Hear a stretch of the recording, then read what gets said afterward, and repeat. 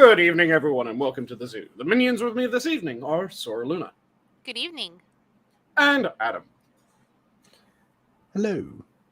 Sorry about running a little bit late. That's unusual, given that it is a Friday, and thus I am the keeper for this evening, Sanguine. And I tend to be rather punctual about starting it on time, but today I got stuck in a rant about absolute horseshit of a DA from Maryland and the shenanigans going on there, as well as just talking about bullshit that has been happening in criminal justice for a while now, right before stream. I'm not sure if we want to continue that topic or if we want to jump to another, but before that, let me start off with the common pleasantries of how are you both doing today? Happy it's a Friday. Yep. Copy that. Yeah, Friday is the start of your weekend. Sadly, Friday is the end of mine. So I'm going to be going back to work tomorrow night. Wait, it's the end of your weekend? Yep. Yeah, that sucks. My weekend starts after my OT on Wednesday and then continues until I clock in on Saturday night. So Friday is my last day of the weekend. It's my Sunday, effectively. But it's still a good day because I have the entire day off, and that means I just get to dick around and have fun, which I have been doing. Nice. As So, you should. got Sora's day. How about you, Adam? Are you also in the same camp of thank God it's Friday? Yeah. It's been a crazy week. Yeah,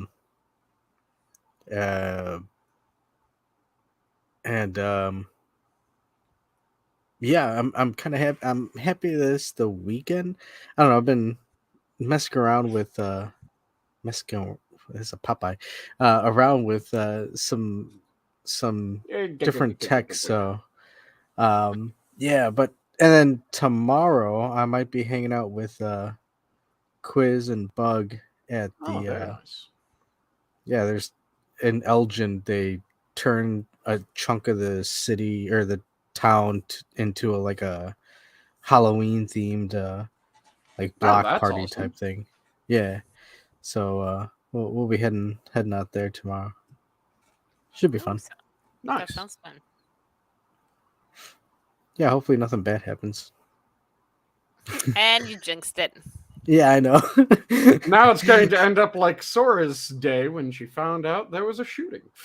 Oh, yeah, and I made a joke about it. Oh, Jesus. See, now you double jinxed it. Awesome. Drove by a police incident, and I was like, I bet you it's a shooting. Ha, ha, ha. That never happens here. Turns out it was. It had just happened. But Adam, it might be the case that two negatives equal a positive. Yeah. So your initial jinx plus my subsequent jinx of your jinx it into the positive. So now it is fortuitous omens rather than negative omens. Oh, man. Okay, so I'm horrible at math, and I'm also horrible at magic now.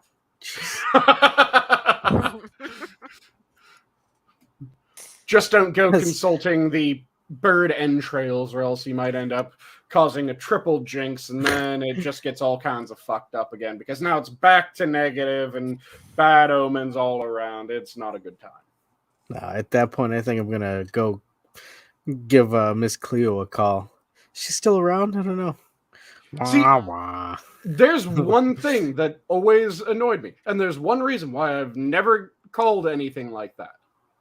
If I needed the advice, yeah, there's just one reason. Because if I needed the advice and they were actually psychic, bitches should be calling me first. Well, why? She wants to get paid. You're not.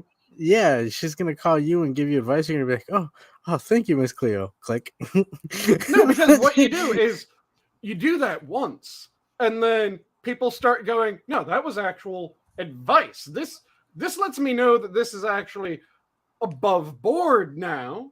So now if I do have any additional problems, then I go back. It's like the old drug dealer thing of the first taste is free.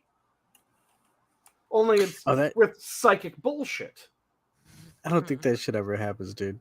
I don't think anybody ever says, "Hey, try this," and if you like that, that's waste of product. I'm willing to bet that every now and then it happens because it is a solid way of doing it. It's the free sample at the goddamn mall food court. I think that would happen more amongst like friend grouping type thing. If like you have a friend who dabbles in dealing or kind of does it, they'll push it along. But I mean, is personal experience. I don't think I've ever run across a drug dealer who was like, "Oh, hey, you're buying some weed. What about this stuff? You ever try this?" And I was like, "Nah, dude, not." Well, clearly you're not going to the right drug dealer because you need to find that Sam's Club or food court dealer where they're just going like, "Hey, would you like a free sample of this? Free sample of that? Come on, buy my product. Let's see what you like." Honestly, the only times I've come across where somebody was offering like a different type of strain of weed, holy shit, I'm probably incriminating myself with this, but usually it's when I've been going to the person for a long time, and I'm a charming fellow as it is, so it's a little easier for me to go ahead and get to the good deals. But yeah, sometimes, but at the same minute, it's just, oh, but it's gonna cost you $5 extra. And it's like, oh shit. it smells and tastes nicer, but there's a premium. Okay, well, but that could be just like Pineapple Express. As soon as he hears that it's me buzzing at the door, he's like, no, he gets the Snickle Fritz. he gets the one with the seeds. Ugh. Though, according to Opinionated Scotsman, it happens at house parties. And house parties do rather well fit with my example of the food court. Because this might just be my perception of house parties. House parties do seem like the food court of drug dealing. Oh, yeah, no. There's probably like 12 people that are carrying product at any given house party, and now they're going, okay, I need to compete. I need to make my product seem sexier. So, hold on. Have a free taste. I would give that to, they would probably target maybe a younger crowd or definitely female, but it's still product. They're not going to sit there and waste it to try and hook people. And that's at a house party. Ladies' night, crack edition. Yeah. They're not going to sit there and waste it on people who they may never see again. Especially, and then if they're going to a house party, they're not bringing shit. They're usually just bringing enough to party. I mean, I don't know what kind of house parties you guys have gone to, but I mean, this is the stuff that I've gone to. I just see it like the drug equivalent of a food court. You have to do something to stand out a little bit more. They would definitely offer it, and at most, hey, here's my number, give me a call, or ask so and so for my number, and I'll hook you up if you're looking. That's the most. But there's never a point where they're like, "Hey, dude, I got this bag of shrooms. You want to try some shrooms? Here's a whole eighth." Like, dude, that's money wasted. Oh no, they wouldn't do a full amount. It's just like when you go to the food court, you aren't getting the full order of bourbon chicken from whatever the local Asian food court place is. No, you're getting one piece. You get just a tiny taste, just enough. Well, yeah, dude, that's the equivalent though of you're standing outside and somebody's like, "Hey, you want to take a hit of this bong?" And you're like, either yes or no. No. Oh, okay. Well, here you go. and they go to the next guy. They're not going to waste their time on somebody else. That's not a sale. They're not a salesman. They know who their target audience is, and it's usually not the squares who are there like, nah, I don't know. I don't know if I want. They're not going to sit there and be like, oh, come on, man.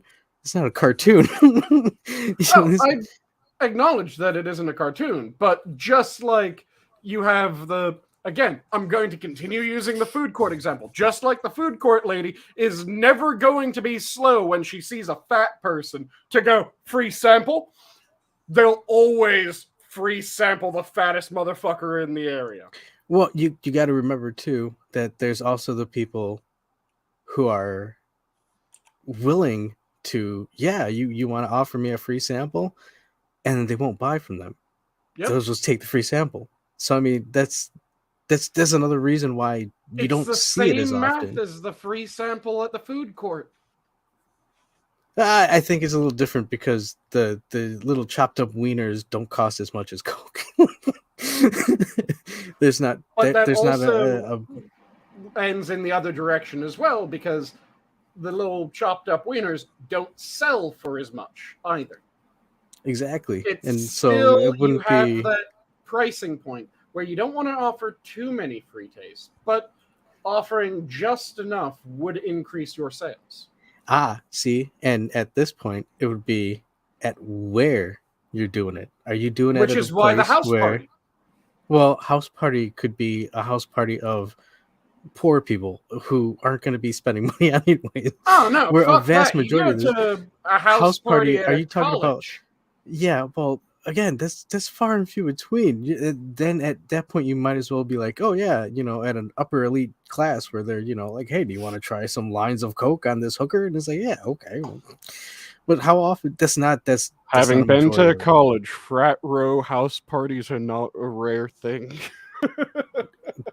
But college frat parties compared to everywhere else, yeah, it's not a big thing. It's not. There's a difference. Oh, yeah. There is a difference. I'm not saying that you do it everywhere. No, it has to be an area of high competition. Just like you don't have restaurants saying, would you like a free sample when it's a standalone restaurant? But no, you stick 15 motherfucking restaurants in the same place and suddenly they're going free sample, free sample, free sample. So you don't get it when it's just one person's corner. No. You have to find some place where there's like 15 drug dealers all in a very close proximity. Then you can get your free samples. Drug dealer convention. Which, house parties, again, parties, raves, house parties, those are the drug dealer conventions.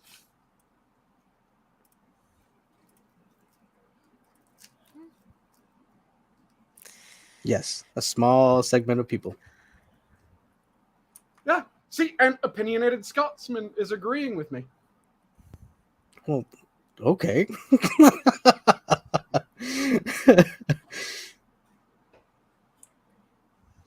I'm just working through it as a logical basis. I have absolutely no fucking experience with this. If there's someone else going, yeah, that shit happens, it makes me go, okay, there is some logic to this. Oh, well, okay. Well, that explains everything. Yeah. I'm completely fucking teetotal other than alcohol. Yeah. I mean, like I said, I'm going by what I've seen and what makes sense. And I don't buy the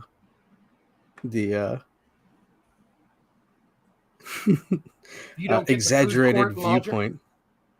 No, I just it doesn't make sense to me. And the people who I've spoken with who are more in tune with that stuff, they would tend to agree with me that it doesn't make sense to do that. But then again, we are focusing on different segments of what I guess drug reach would be. But then again, you'd also, when you start looking into these stats, they mix them all together, and that's where you start getting the whole, weed guy is is, hey man, you're not smoking this joint. What are you, a square? And it's like, well, that's not what's going on. And they'll mix it with people who are like, hey, I just want to get some pills of fucking methamphetamine, and it turns out to be fentanyl or some shit. Like it's all mixed up together. So Oh yeah, it's really is foggy statistics to be looking at. But what I can say is that based on what I've seen, logically, it doesn't make sense to be giving out free samples. Like when they're, oh my god, you got to watch out. People are handing out weed gummies on why that they're costly. Yeah, that doesn't make any sense. Makes no sense to be spending money if you're trying to make money. And the whole, oh, but you can get them hooked. You don't know that. You know who you can get 10-year-old hooked based has on drug money. Well, not only that, but yeah. Hey, you aren't going up to 10. At least, I really hope you aren't going up to 10-year-olds going, hey, snort this line of coke, little Timmy. Well, I think with that, it would also be more of a malicious thing. Doing it just for the laughs. Haha, we Would got you some like kids. to not sleep for the next 24 hours, Timmy? That's some uppers. That's on them. Hey, here's a cookie that has some, LSD in it. People are crazy, but like I said, in terms of the whole like, free samples and you try this and they're gonna try and get you, not really. No, I don't see it as going like that. I see it more as a passive thing. And if you so happen to take the bite, yeah, they may, get more involved with you, but that's all on your individual choice. It's not they're not pushing it on you. There's been many times where, hey man, you want a bump? Nah, no. Oh, okay. And it's on them. They get an extra bump. They're not looking at it like, oh, what, you don't want to do this? It's like, no, they don't give a shit. No, I'm not saying that they would be super aggressive with it. I'm saying that, again, it's the sample. No? Okay. Offer the next person. Sample. Not, no, you son of a bitch. You're going to eat this fucking barbecue chicken. I don't know if you guys get it down your hanging out with drug dealers then. Oof. I can't say I've hung up with many drug dealers, no. Yeah. That's kind of sad on my end. Definitely. I had friends that became dealers at various points in my life. I've known various dealers from the people who have thus explained, but also the hidey-tidy ones who are more, they'll drive the fancier cars and, hey bro, you want this? But but none of them ever, at most I get advertisements. Hey, I got some new stuff. That's the most I get. The way that you said at the most I get advertisements, I just picture you going out to your mailbox, grabbing your mail, and it's just like the realtors who send out flyers about these are the houses I sold in your area.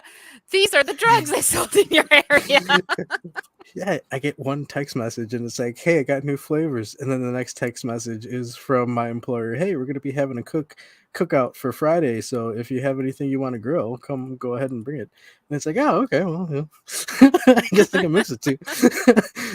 He's getting fucking Amazon-like suggestions. This is products that other people that like what you bought also seem to enjoy. Would you like any of these?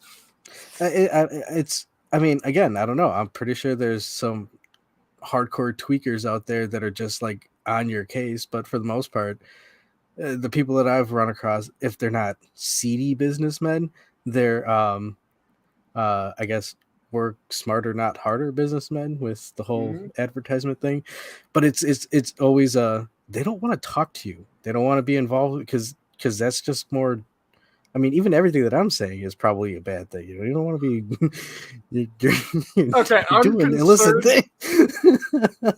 I'm concerned with the number of people that just me ranting, or not really ranting, but me just working through the logic of this are chiming in, going, "Yeah, I've done that. Yeah, I know people that did that. Yeah, that's there you go. really common." And I'm just going, "Oh, An fuck, accomplice. God damn it!" No, yeah, it's the whole notion of making it so it's, you know, something like, I don't know. I wouldn't be surprised if there are people like that out there, but just like there's really shoddy businessmen that don't know how to run a business. Oh, You yeah. know, the professional ones, they don't tend to do that. You know, and so I don't know. I mean, I guess professional in the terms of they've been doing it for a while, and or they're more cautious about what they're doing. You know, Yeah, see, like I if said, they get caught, daddy's money can't save them and shit like that. You know, I don't know. like I said, I think that it comes down to the amount of competition in the area. The less competition, the less inclined you'd be to do that. The more competition in a close area, the more inclined you'd be to do that. Because it comes down to the risk return. If But you're able to develop the quasi relationship, then that has a much higher return. you're confusing it though with alcohol.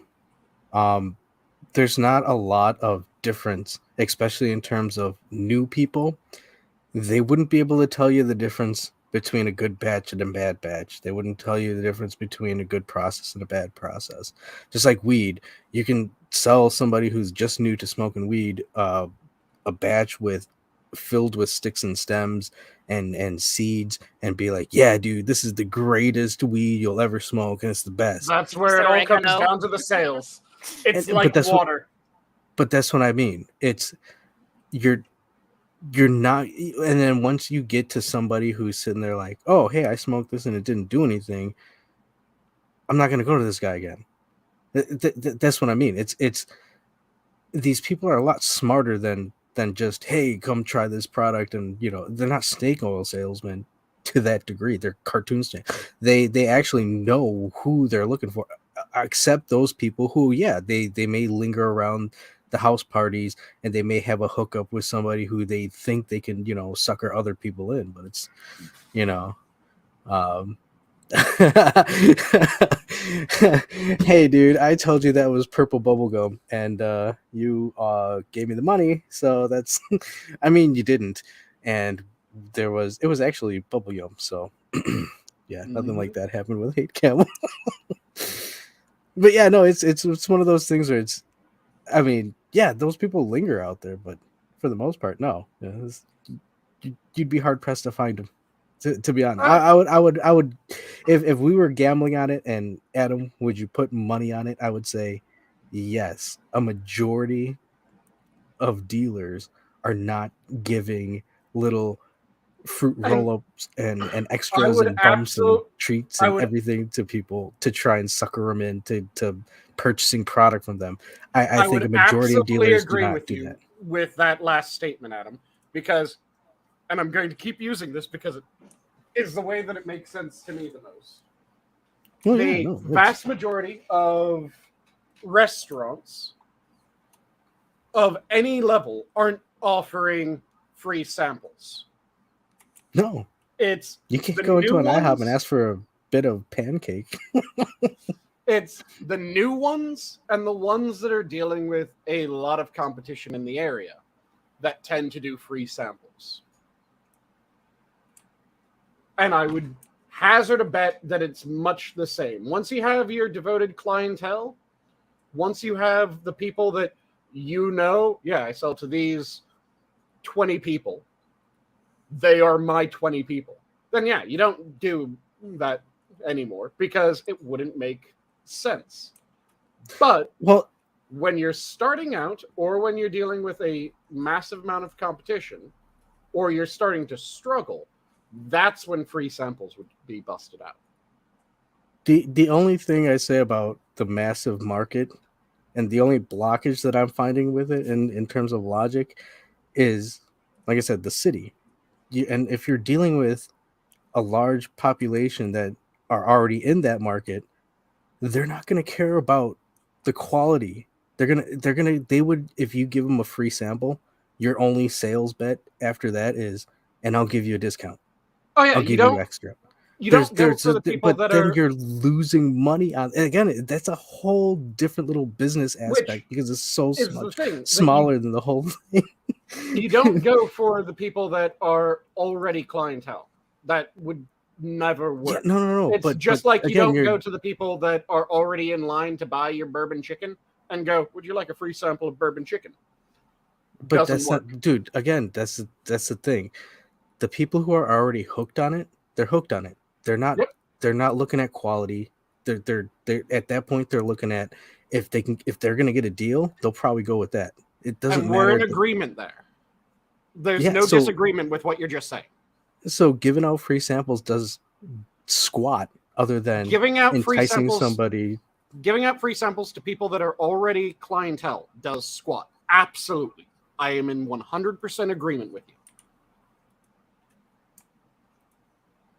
I've never been saying giving out free samples to people that are already clientele. And you wouldn't find new people in that area. Oh, and house parties, absolutely you would. Unless you're saying that the number of people that do drugs are in an ever decreasing number as they die. No, it's people want to do drugs. There's for whatever reason, there's people out there that just decide that they want to do a drug. And that's the only thing that's consistent with it, with all of this, is that the individual has the choice and they make that choice to do the drug. It doesn't matter if they're given it for free or if they tried it. That could be a propellant towards it, but that's not always the case. And again, you're looking at small little instances where it's like, oh, okay, yeah, this guy had a friend and he was like, hey, try this meth. And he picked up meth and all of a sudden he was like, you know what? I like doing this meth. I'm going to continue doing this meth. And that's how he gets addicted. But this weird like grasp of this seedy character who's just hanging around and like, hey man, you want to try this extra shit that I got so I can maybe hook you onto it? It's just is so far and few between. I don't understand why it's still brought up. Like it's I would be more focused on why are people wanting to do drugs? Why would somebody sit there and be like, hey, do you want to try this meth? Yeah, sure. I've seen what it does to people. Yeah, I'll give it a shot. You want to try this heroin? Yeah, a whole bunch of musicians that I enjoyed killed themselves while they're on heroin.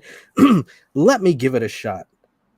That's where I think that's where the focus should be, as opposed to these make-believe characters, these, Baba Yagas that we conjure up of people hanging out and distributing free drugs that might be a gateway. It's yeah, I don't know.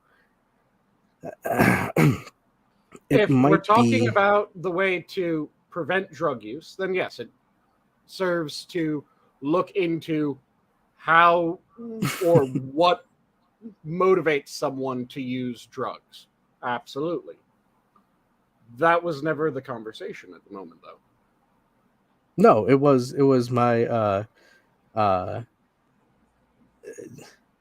tear down of the myth of the hey, you want to try a free sample? Maybe I can get you to be a new buyer for me. I think that's such a that's I see that as the same as people who and please, I know it's kind of a dramatic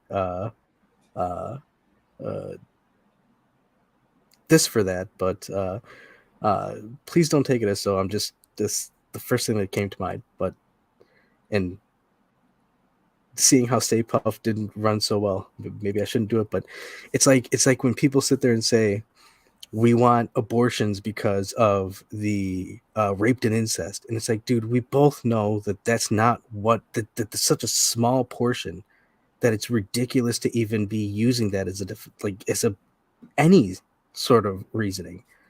It's that much of a hurdle that I see it as. It's like, Oh yes, because there are people that are out there that are just randomly hooking people. I want to honestly, I want to know how people are getting hooked on fentanyl. I realized that there was an epidemic with Oh, painkillers that's before that, just because people but are cutting other things with it, and then they well, start that's transitioning to higher and higher doses because fentanyl is a much more potent form of the opiate high. so it's an evolution of the opiate crisis because Yeah, I mean, honestly, the opiate crisis was that hit a lot more people close to home for me personally that than any sort of, I mean, and yeah, even the I've been with the whole, heroin shit too. I've seen it all, and it's like I said, it's you have to be tethered to one of these veins and succumb to that to get addicted the to way it. that It's the fentanyl came to be as a massive addiction was fentanyl is much stronger, much cheaper. So what ended up being done is they would cut another opiate, heroin, morphine, any other opiate, with a bit of fentanyl, which made it cheaper to sell, and it would keep it seeming strong. And then people started realizing that it was being cut because different people had different facilities with how well they would cut it. So some people would mix it a little bit weak, some people would mix it a little bit strong, and they would cut it with other things as well. Because what they would do is they would reduce the amount of heroin in the sample, increase the amount of fentanyl a little bit, and then have just random other shit cut in as well. And then over time, because there was this difference in the way it was cut, even from time to time, there were people that started to realize that, hey, when I get it from this, or when I got it this time, it was a stronger high than when I got it that time. And then they started pursuing the stronger high. And then eventually it came out that it was fentanyl that was causing that. So people started going after fentanyl itself rather than going after the drugs that were being cut with fentanyl. And it was just this constant chase, because when you start taking a drug that has a chemical that it is spoofing within the body already, what happens is that the body starts getting used to higher and higher levels of that chemical. So it starts producing lower and lower amounts of that chemical until eventually it reaches a point where it has almost completely shut down production. It doesn't entirely shut down, but it reduces it to such a degree that it is functionally shut down. And due to that, it causes someone to have to take more and more in order to get the same effect, or even just to feel what they felt like before they started taking the drug. So they seek higher doses and they seek stronger drugs.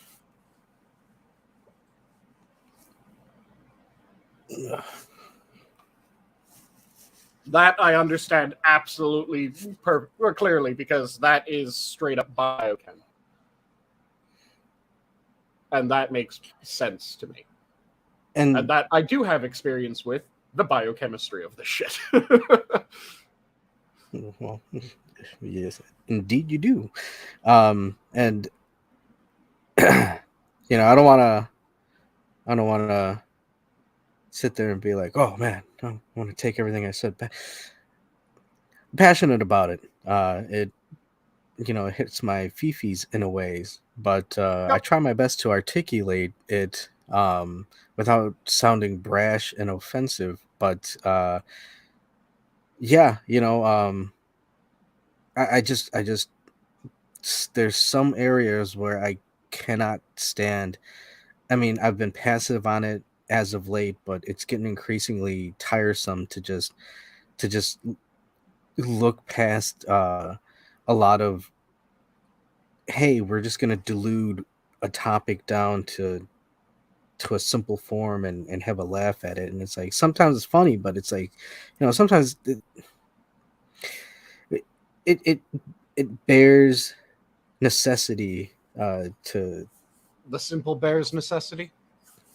yeah, forget about to take a look at what you're talking about, the subject of what you're discussing. Oh, yeah, absolutely. And I think it depends on what the point of the conversation is at any given time. Because if something is being made as a joke, then if it is a cartoonish oversimplification, well, it's a joke. That kind of helps it be a joke.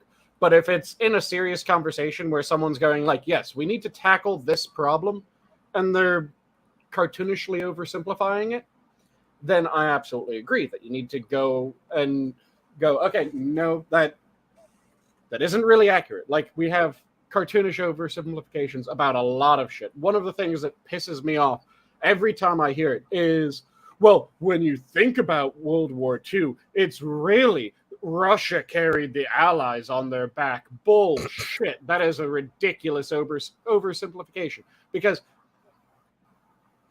there's one thing that needs to be taught better when it comes to World War II history. Everyone knows about Lend-Lease to the UK and to France. No one is confused by Lend-Lease to those countries.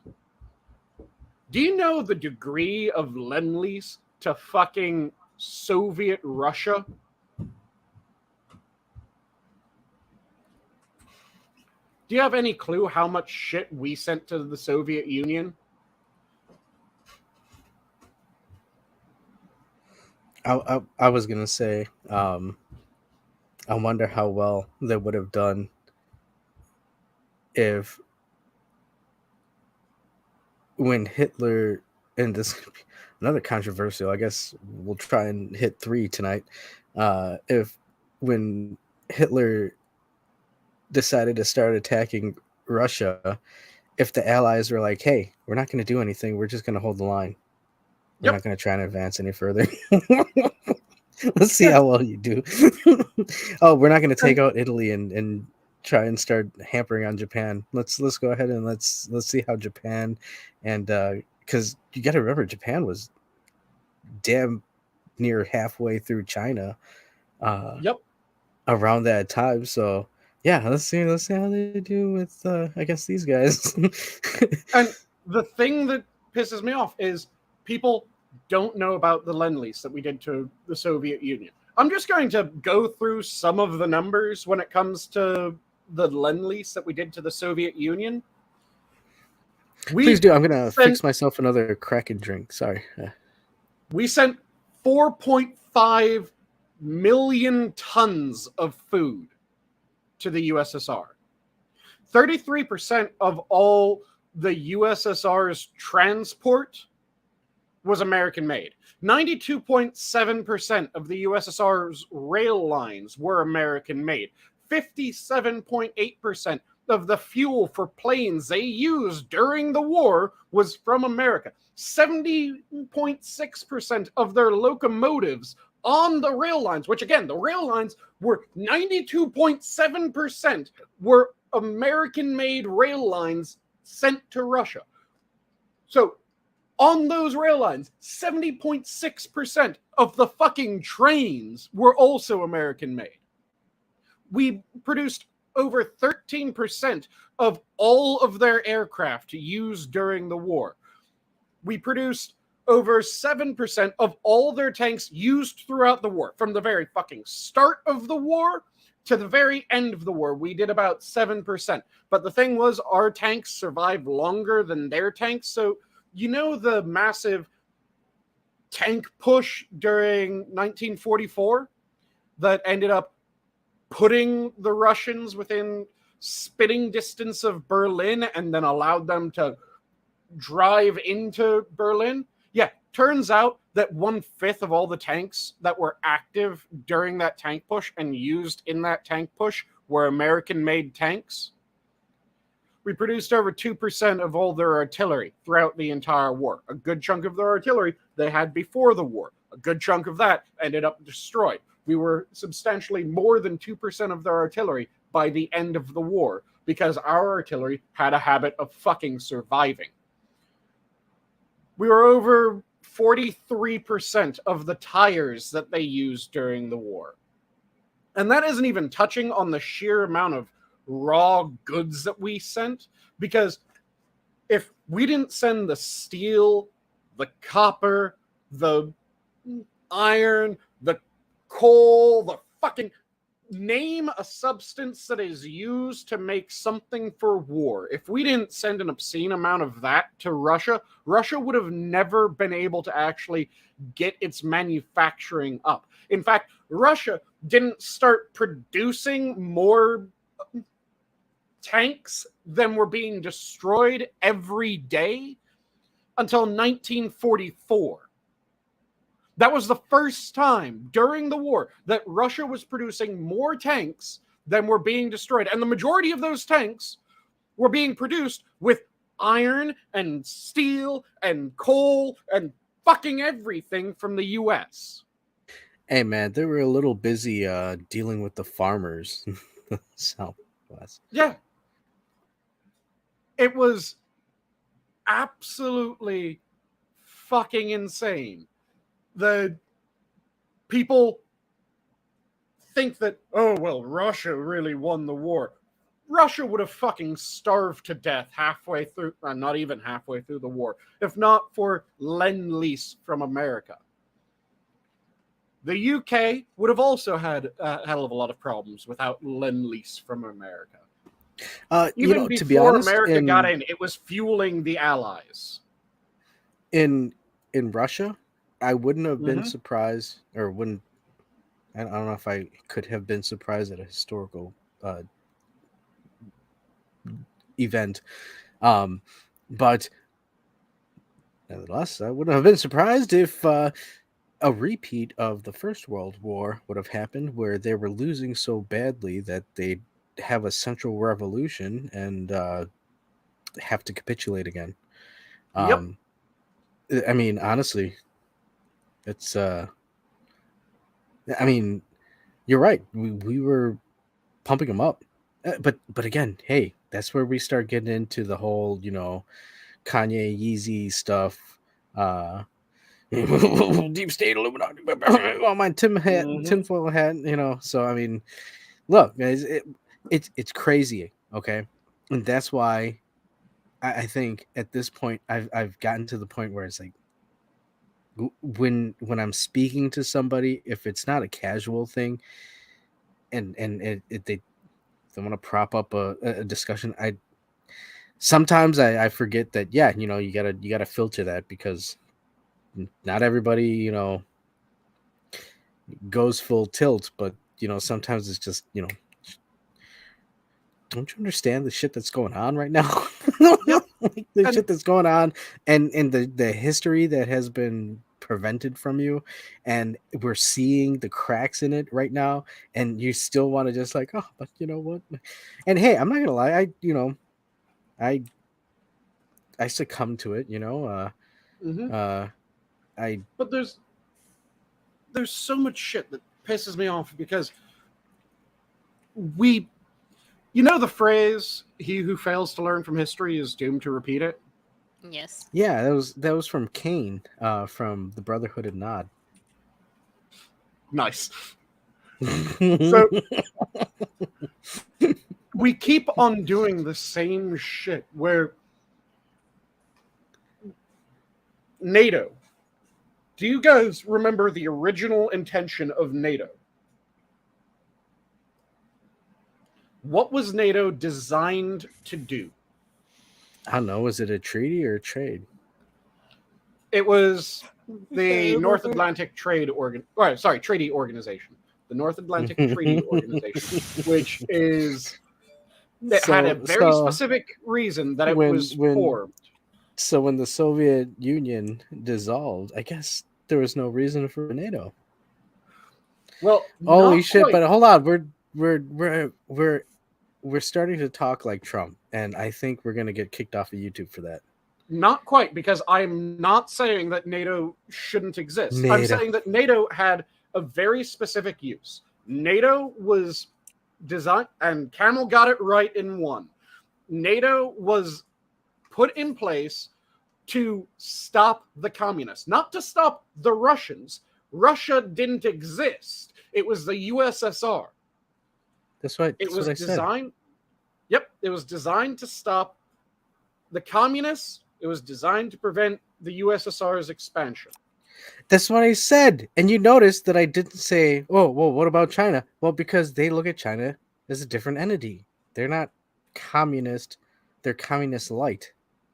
Oh no, they're communists. Communist. They're communist extra strength. Let's be fucking honest. No, in reality, but as much money as America is pumping into them, and as much fealty that a lot of Americans show to China. That under the previous two chairmen, China was softening, and it was softening substantially.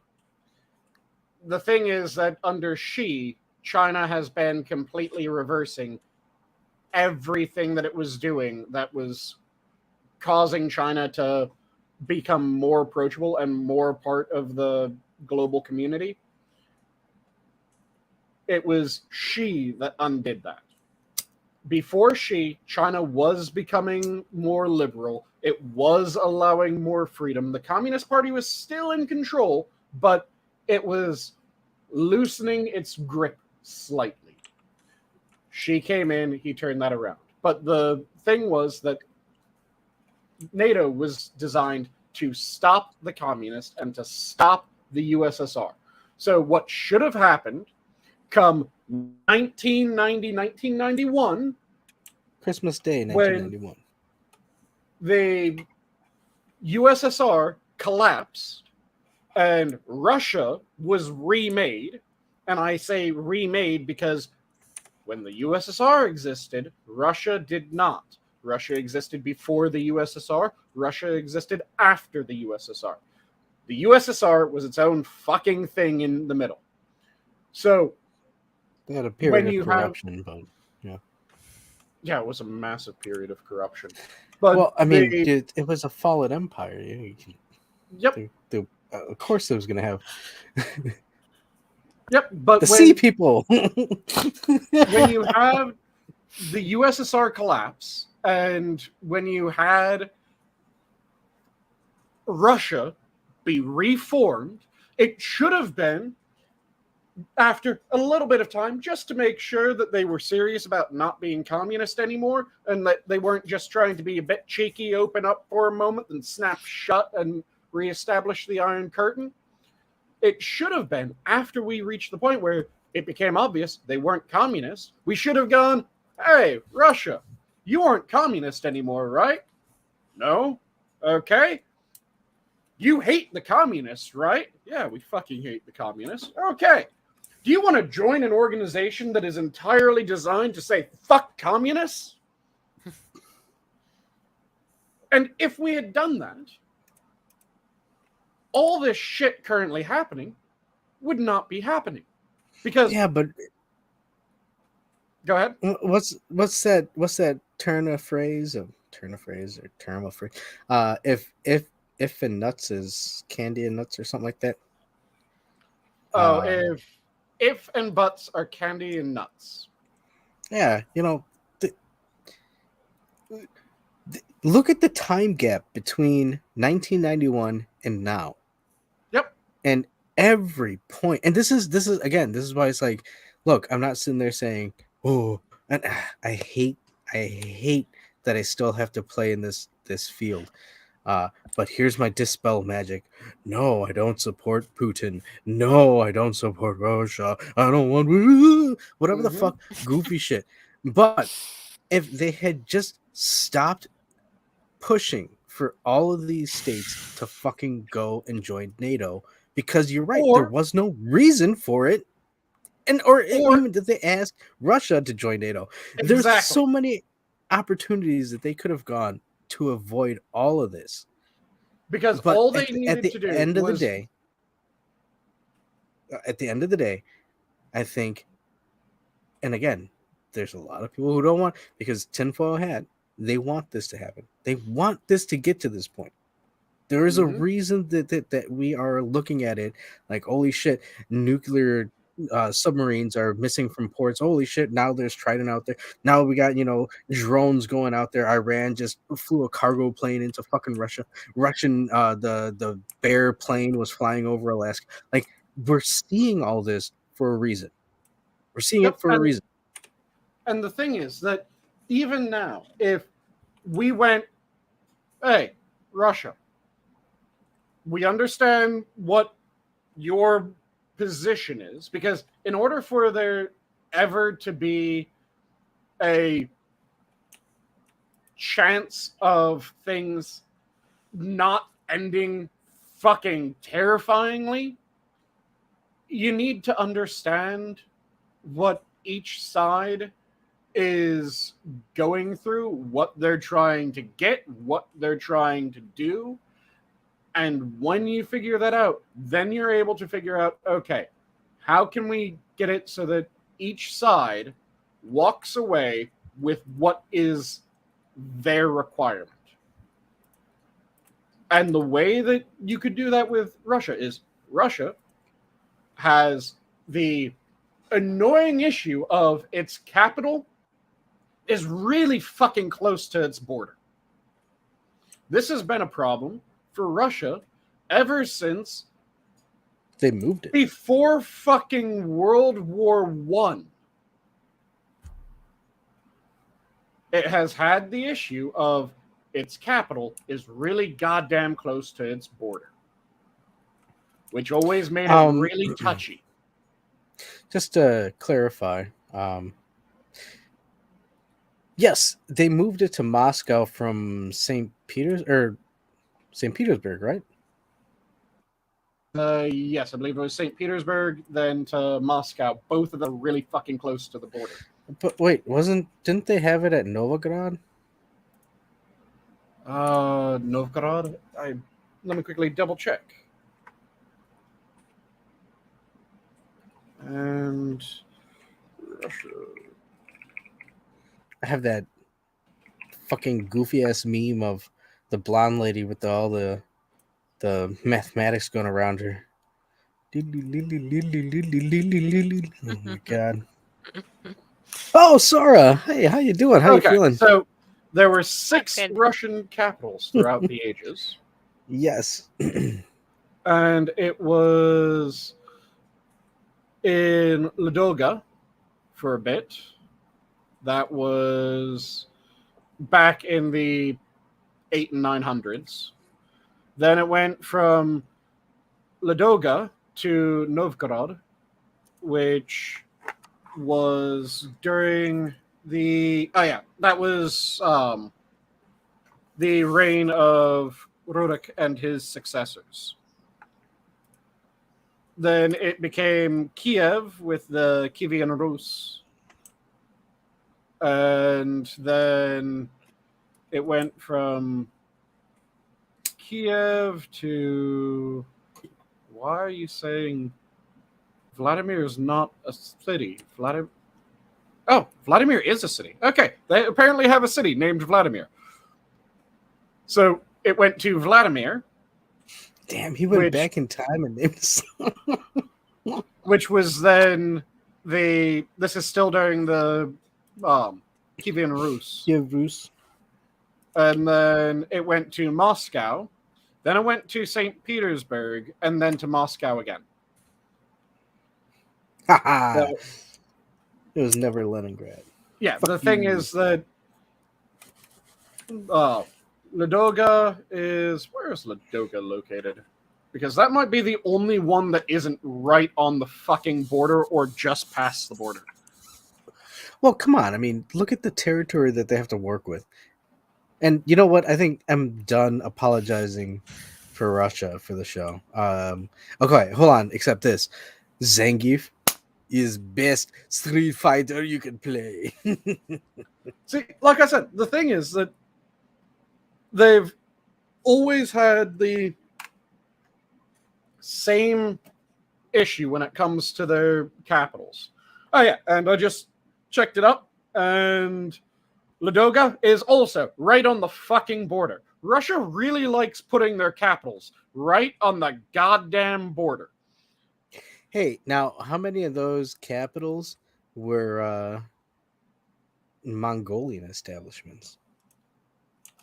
Oh, during the Golden Khanate? Ooh. It would have been during the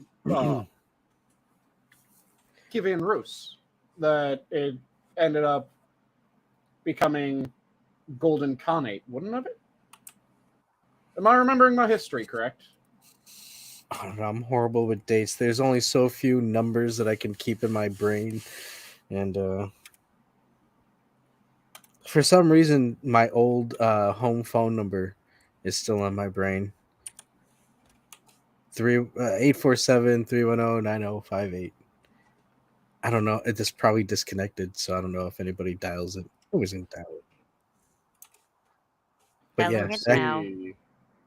dialing it. Yeah, enjoy your long distance Canadian to American surcharges. But unlimited minutes.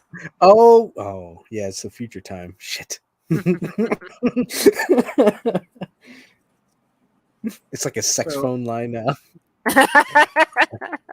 How you doing? Would you like to hear some sexy, super sexy sounds? Lonely singles in your area. I guess ASMR is not in my future. Hey, never say never. Yeah, maybe if I read a script, then I'll get called out. I can't believe Adam's just reading off of a script. So I believe, let me quickly double check. It was either during its time at Vladimir or it was during its time at Moscow that it was the Golden Khanate was going through the area. Hey, Sanguine. Yep. You should read your messages. As I did. Huh. You should read your messages. And Camel should check his messages again. Hopefully telling him to go buzz off. I don't know. I didn't have anything because I know it's probably he's gonna join, isn't it? Because I responded. Sorry, I to didn't want his to DM. spoil. His mother died. Oh. I responded to I'm his sorry. DM 2 minutes before he sent a message saying that I need to check my messages.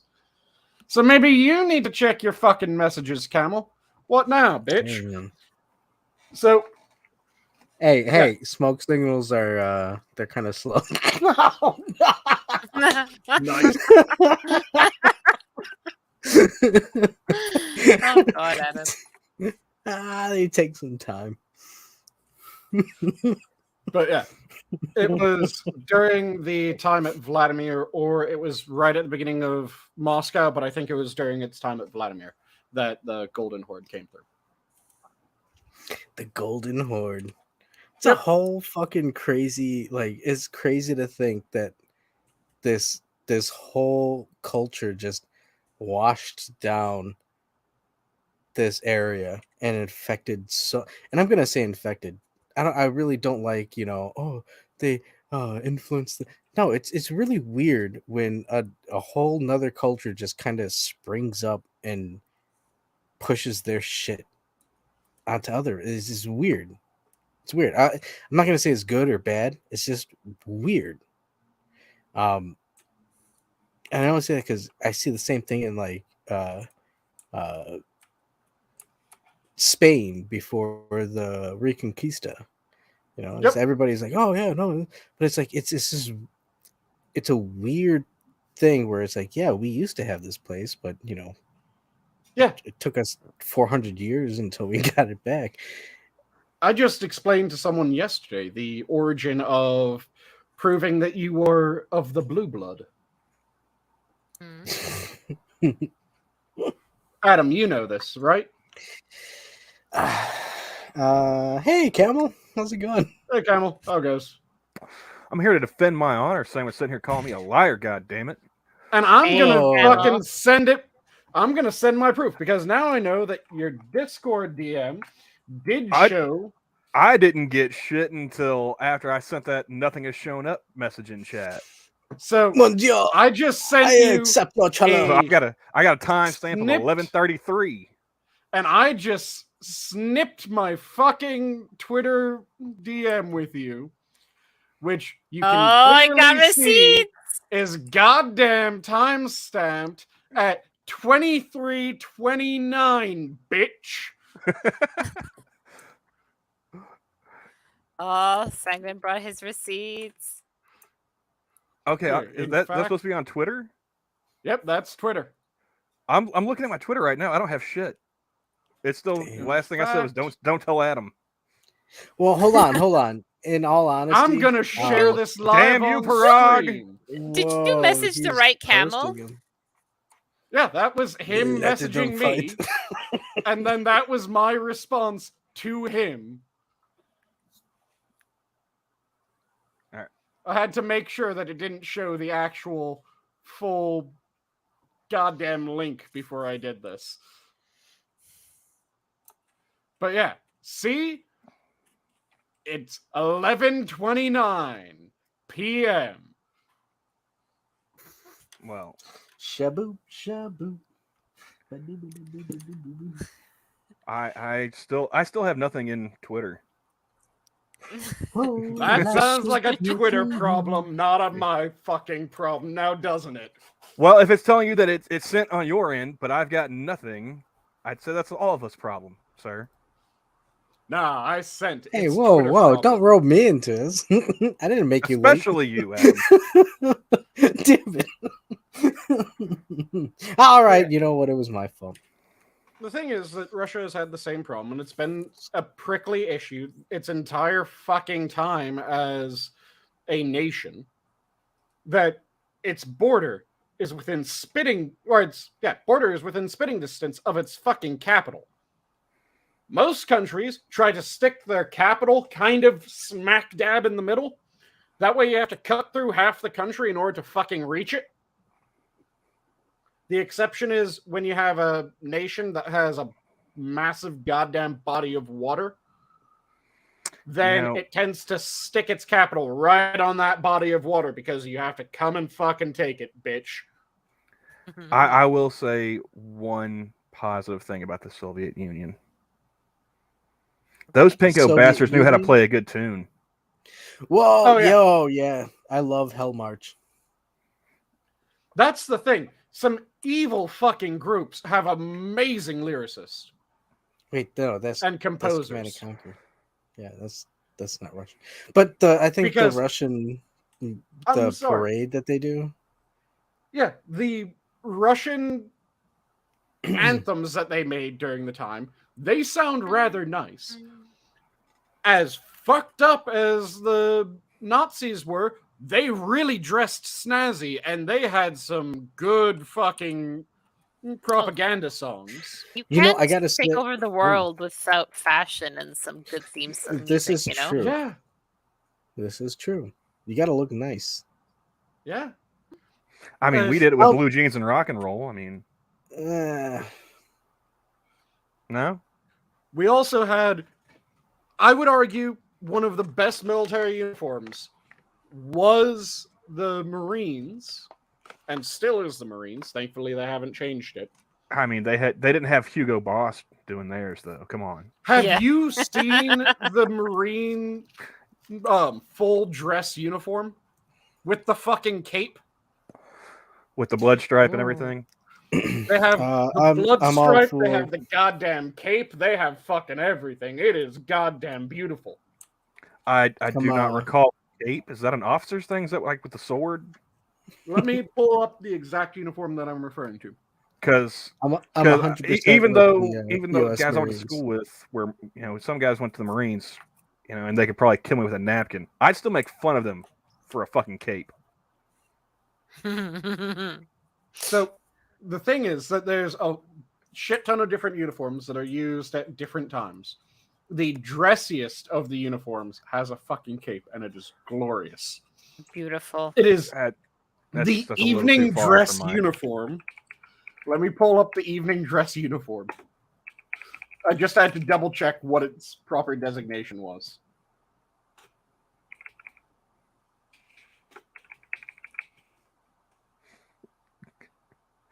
And I take it Zach's an army guy. Are you typing on a typewriter?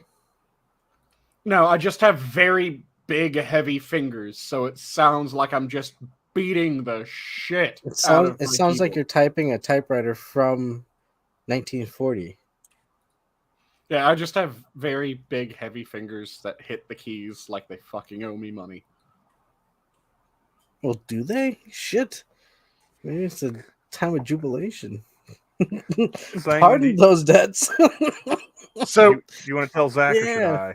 look at how fucking snazzy that shit is. Look at that. The cape's a little much, I gotta say. No, A the little cape much. sells that shit.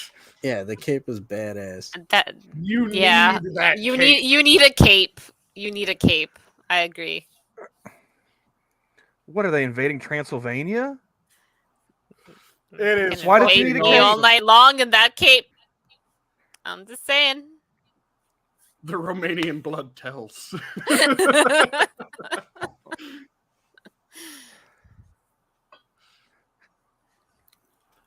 And I Also, believe what Zach he was was- 10th I would- Mountain Division. Is this if they had to buy this, is this available to the civilians or because I want a cape. The only people that are allowed to make that uniform are typically the people that are directly commissioned by the Marine Corps, so the Quantico tailors. Cool. Okay. You have to be pure Quantico blood. The Quantico tailors is where you get most of your uniforms. And this one especially, I think, is the Quantico tailors. And yeah, like I said, just look at how fucking awesome that goddamn uniform is. That's their evening dress uniform. The Marines have a fucking evening dress uniform. So Zach, being a 10th Mountain guy, is he's shitting on the Corps, Sanguine. Yeah, I saw. You want to tell him or should I? I think you will take particular revel in it, so I will grant you the ability. Okay. Well, I first of all, before I say anything, I did have a cousin who was based out of Fort Drum there for a while before he finished his 20. So, all respect to the Army guys. I never served, so just by signing on the contract, he did more than me. Mm-hmm. But the Army was willing to take me without a high school diploma. The Marines weren't. So, yeah, the joke about them eating crayons and being retarded all you want. They've got higher standards than the Army. Yeah, they have the highest requirements.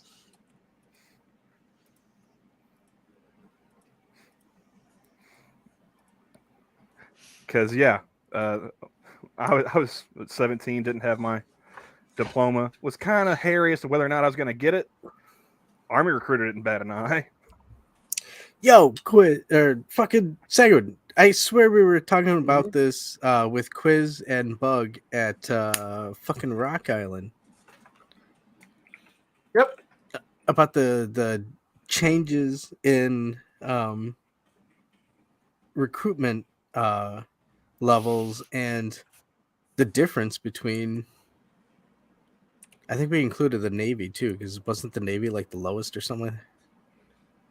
So I don't know. They Hey, have- I don't. Do you need to know how to Nothing- swim to join the Navy?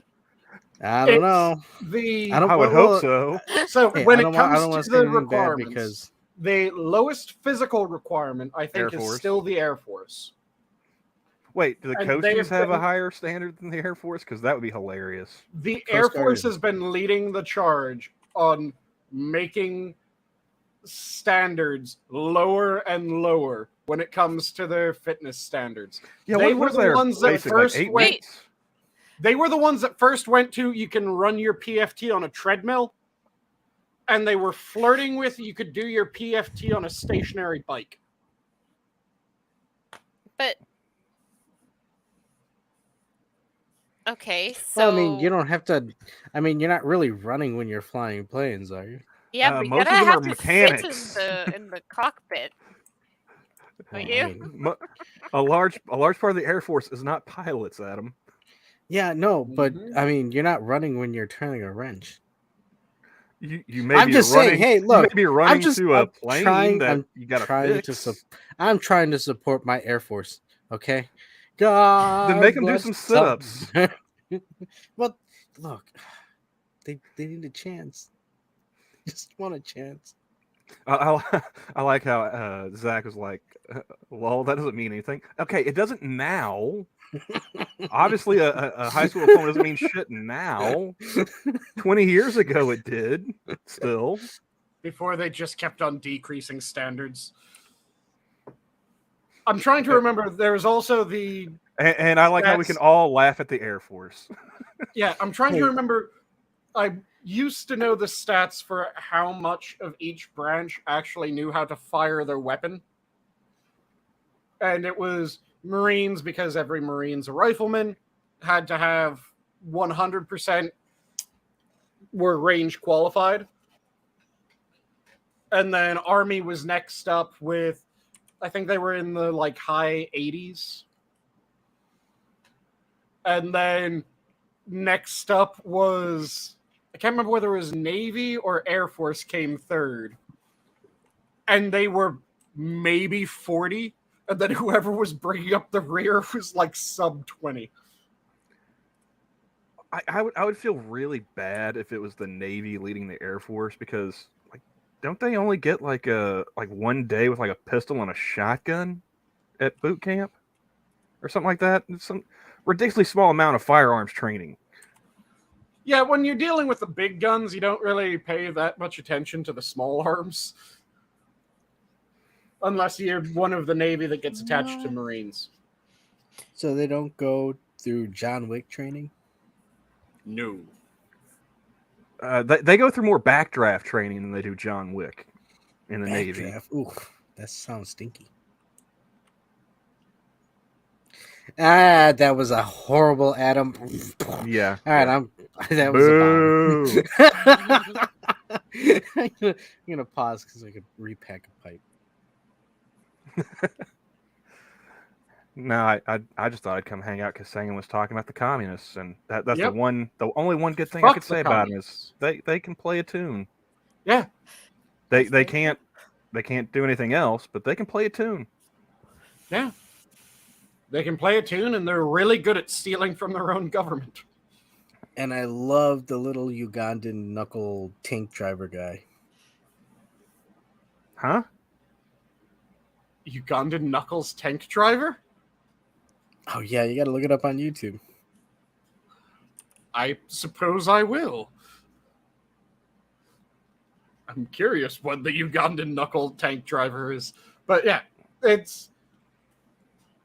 just pisses me off because the thing is that we're purposefully trying not to think through what the Russians are trying to gain.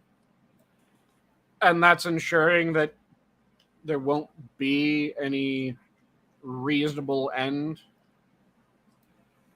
Because in order to have a actual peace deal, you need to understand what each side's going after. This is the reason why every time I hear that, oh, there's a peace treaty between Palestine and Israel, I'm going, no, there isn't. There's a temporary ceasefire until the Palestinians decide that they're going to kick shit off again. Because when one side's end goal is the extermination of the other, there's no middle ground there. There's no coming to agreement. There is only, oh, okay, you want to exterminate them. They don't want to be exterminated. one of you's going to win. It's kind of like how there's no middle ground between one person in a relationship wanting to have children, one person not wanting to have children. There is no middle ground between 0 and 1+. One of them has to yield. One of them has to be bested by the other. Because there's no way to argue to a middle ground. And now you find yourself standing in front of an old crusader, aged. And he says, choose that cup. Which cup you choose? Oh, no. And it just pisses me off because you need to understand where each side's coming from so that you can figure out if there's a middle ground. If there's a middle ground, work towards the middle ground if you want it to end peaceably. If there isn't a middle ground, pick which side you want to win and back that person. Those are your two fucking options. Hey, and honestly, that's you're standing by your convictions, so you can at least give them that. Yeah. But at the same end, there are some people who are just way out there with their ideas that it's like, yeah, I acknowledge that you're standing by your convictions, that you want to do some horrific shit, but at the same time, you want to do some horrific shit. I can't agree with that. That's just not. It's Yeah. Okay. Hold on. I want to just this is Hey, like his Sanguine. teaser. I got a question. About how much does a tactical nuclear warhead cost? Say again? About how much does a nuclear warhead cost, roughly? Ballpark it for me. Let me look. I'm not sure what the newest gen are running. What? So like a briefcase one, suitcase one? No. I mean, whatever the models were that the Ukrainians gave up in the 90s. I say we swap. We'll give them back their old shit. They give us our money back, and we go about our business. I'm tired of it all. It's not a bad idea. Well, I agree with you guys getting your money back. I don't know about swapping it for anything, but sure. Okay, so let's see. Is this? I'm just tired of hearing about Ukraine every time I get on social media or heaven forbid I actually happen to flip on the news on TV at some point. So I'm not able to find an individual price at the moment. I'm going to continue looking, but apparently in order to replace all of our Minuteman 3 arsenal, it will cost at least 96 billion. So haven't we already given the Ukrainians like 60, 70 some odd billion, and they're looking to shovel another 50 at them? I say give them back the nukes, and we save ourselves like 10, 20 billion right there off the top.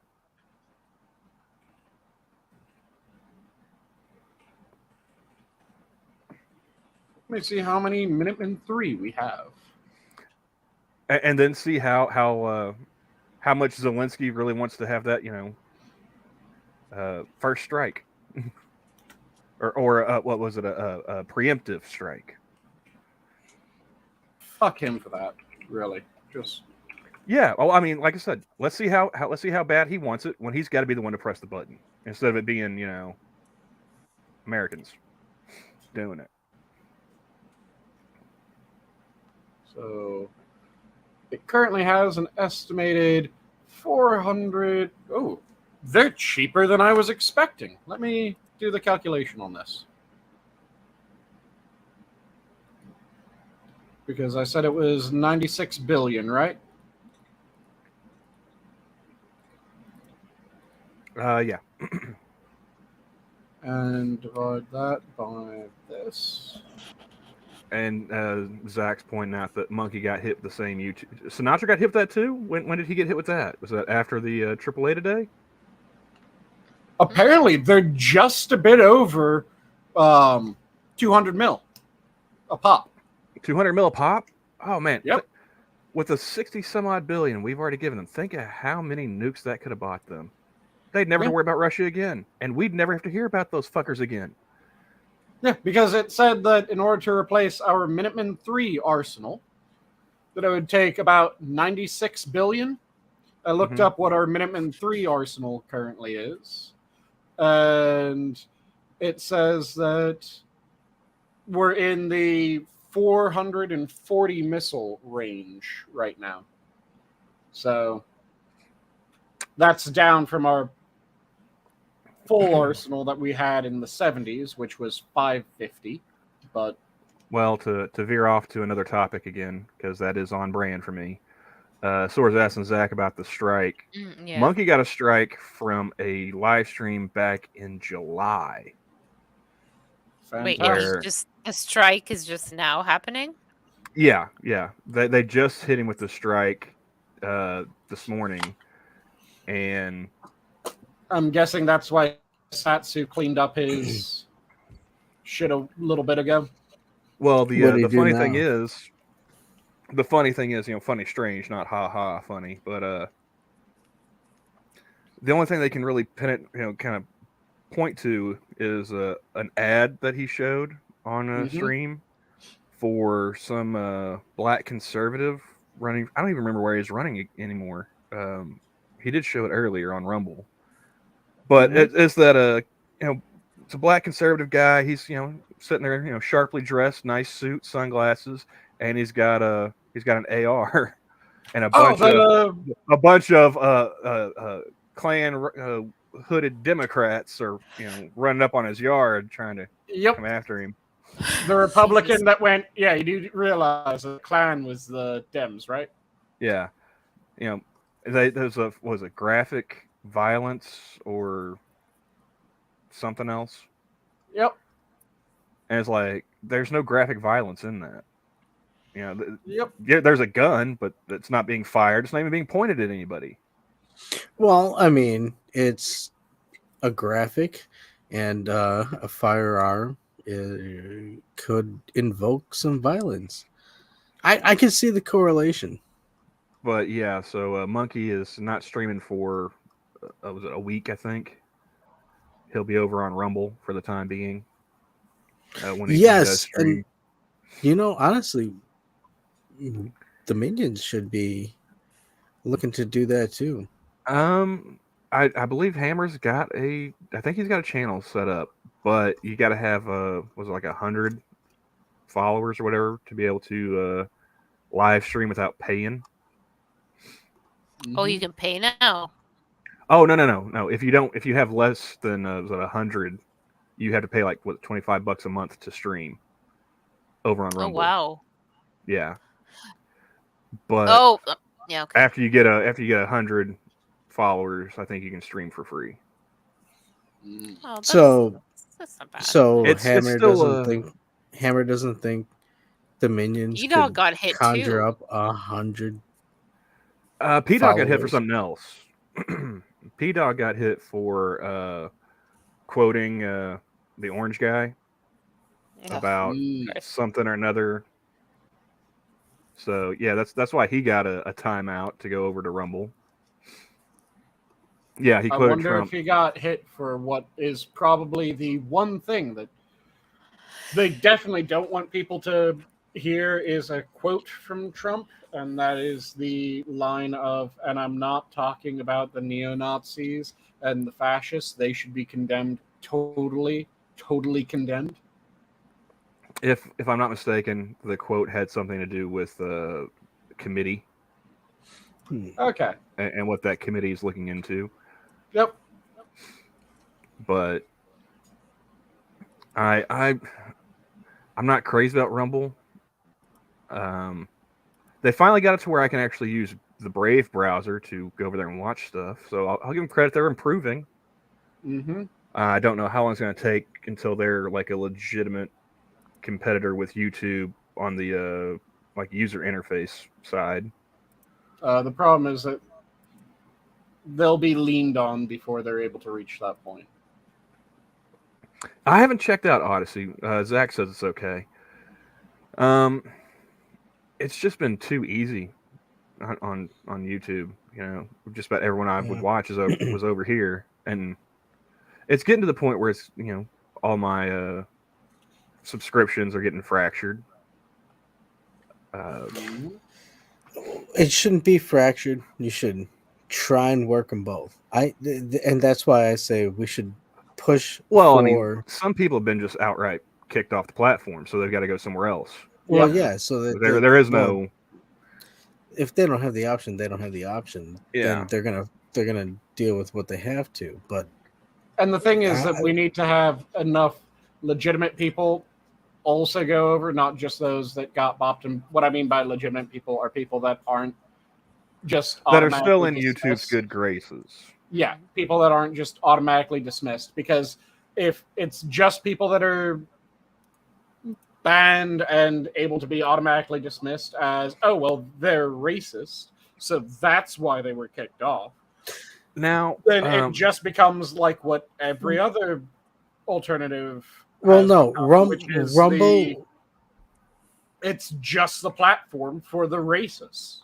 Well, Rumble does have a lot of people hosting their content on there. Yep. Alongside YouTube, and that's the thing. That's why it's like, you know, even outside, let's separate ourselves from that type of viewpoint or rhetoric, and just as a business aspect, it makes sense if we were to, even if we can't live stream yet, if we upload videos and start trying to garner hosts or followers onto our Rumble page. I don't see where there's a negative aspect to that. I mean,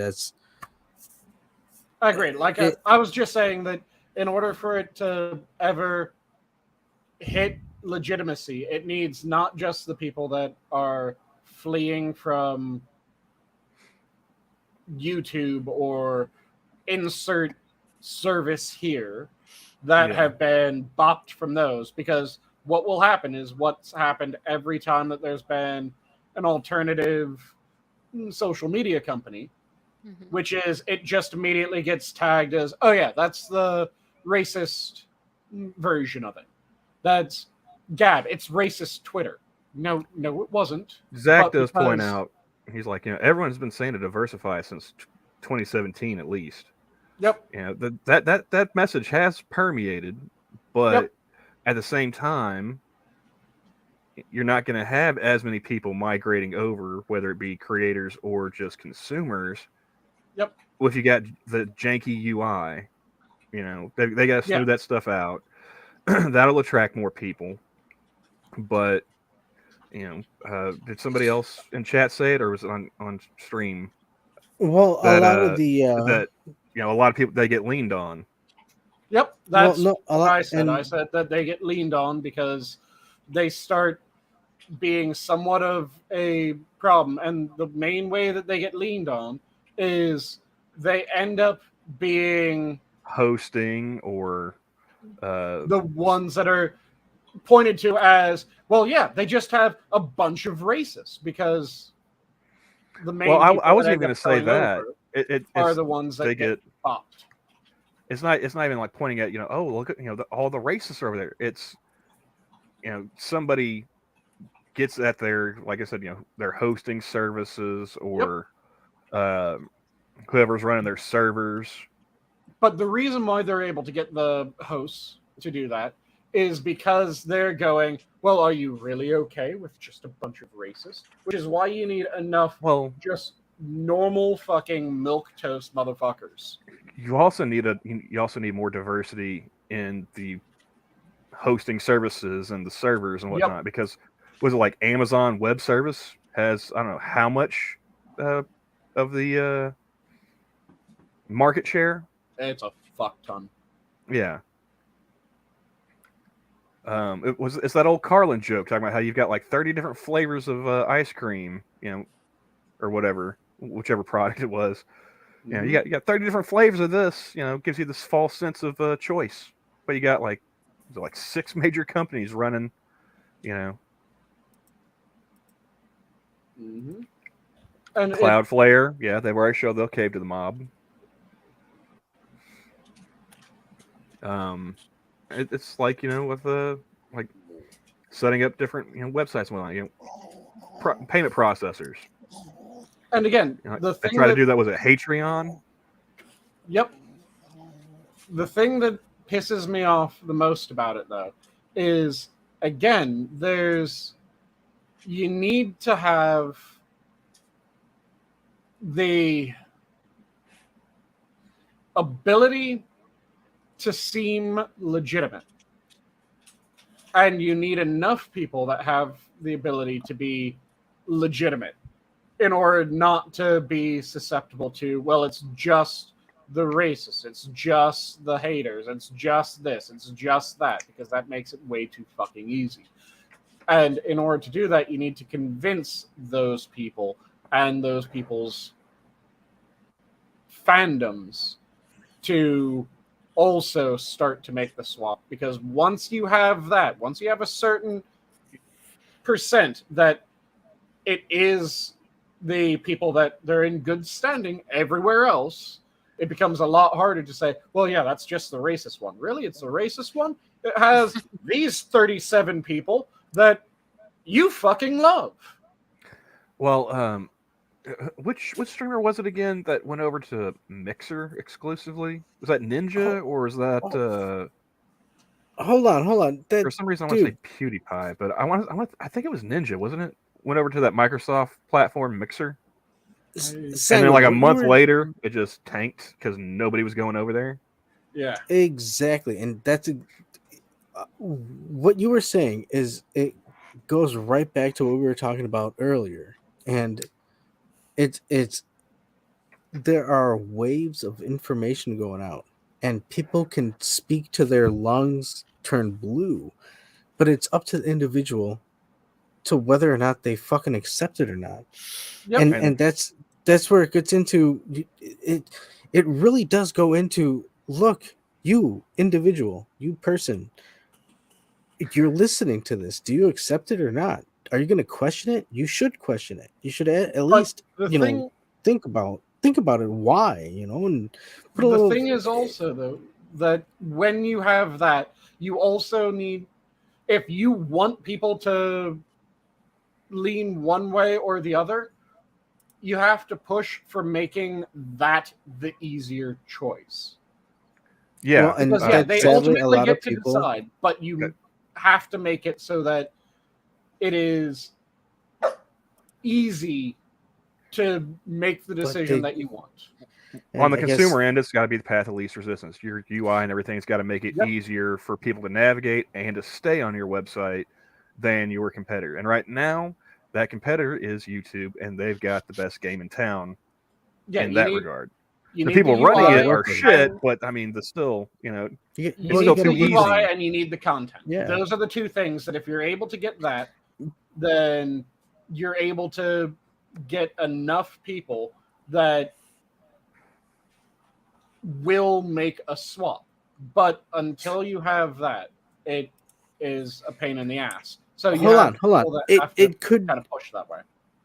It could make a swap, but if we're talking about in terms of flowing content and these bigger streams because they've been established, or they're more powerful in terms of flow, that's where you cast your net.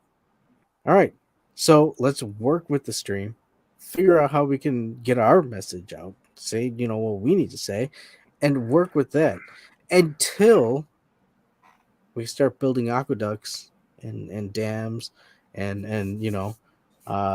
work in the field. That, I think, honestly, that's the path we should be looking at.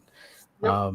And to kind of tie it back to what I was bitching and moaning about when it came to the Russian issue, it's again, we have people that are actively trying to make sure that the other side is not understood. Because what you have is you have a bunch of people that get bopped from YouTube or bopped from Twitch or bopped from insert social media here, and they go off someplace else. And that hides what they're saying. It makes it easier to lie about them. Makes the people that actually want to hear what they're saying, dig that much deeper to find, Well, and just like you were saying, with the path of least resistance, the people who are just going to take this information and go with the easiest route, they're going to say, "Oh, okay, these people are saying that this is bad. This is bad." Exactly, and yeah, those are normies. Also leads to and goofballs. The same thing of there's no way of coming to a mutual agreement if you're really trying to make it so that the other side cannot be understood. It drives Discord, and not Discord, the social media, Discord, the actual phenomenon of strife and discord. So I'm going to see if I can pull up a archive of this, but I got something else, changing gears we could talk about if you want. So you guys heard that, everyone heard how Alex Jones, that trial, the jury awarded $965 million in damages, right? Yeah, apparently what he said was more damaging than the state failing to protect the children. Well, the story's not over yet, Sanguine. Oh. Now, the families are asking the judge to decide on punitive damages. Yeah, that was just the... Guess how much they're asking for? More. Try $2.75 trillion. Yep. Are they out of their minds? Where's he supposed to pull this from? They're asking for like the GDP of France. Yep. And again, it's because they're just trying to destroy him. And the thing that pisses me off the most about this is, to my mind, I can find an archive of it, because there's the law that they're trying to use. The damage done by the state failing to meet what it's required to do, which is protect the people. Oh, hey, that pulled right up. Thank you, whoever you are. That is less costly because the state didn't have to pay billions of dollars out. I'm not even sure that the state paid fucking anything out. I don't know if the state paid anything. I know the Lanza estate paid $1.5 million. Yeah, so apparently the people related to the murderer, they are less culpable. The state is less culpable than the man who responded to it after it happened. So, the fuck? This is from Bloomberg. Sandy Hook families asked a Connecticut judge to order Alex Jones to pay $2.75 trillion in damages. That's trillion with a T. In addition to the almost $1 billion a jury awarded for defamation, claiming only the highest possible punitive damages will stop the InfoWars host from continuing to harm them. The families say they're entitled to the amount because Jones broke a state law barring the sale of products using false statements. They've reached the sum by multiplying the state law's $5,000 per violation fine by the 555 million social media exposures Jones's audience received on his Facebook, YouTube, and Twitter accounts in the 3 years following the school shooting that claimed the lives of 20 yada yada. Look, sometimes exposure does pay your bills. Aha. Yeah, $2.75 trillion. Well, okay, look. There's a couple things that Jones did that, yeah, he should get binged for. Nowhere near the amount that he's getting binged, but that he should get binged for. Like, I mean, I'm not opposed to. Oh, go ahead. Live on air, he ended up doxing one of the parents. Oh. He ran off the address entirely. That's Okay, yeah. I So like do there are not know damages about that. There they may be could. that, but that's an incident case. If that were the Yep, to be that's the what I'm case. saying. Like I said, I don't know. There's I do know individual he incidents. no, I know he named a guy, especially because of Yep. the video that he showcased. But I don't know about address and all that. But I do know It he wasn't might have said Jones. the name. It wasn't Um, Jones that read off the address. It was one of the other people on the show. It was not then edited out, nor was the person reprimanded for reading off the full address.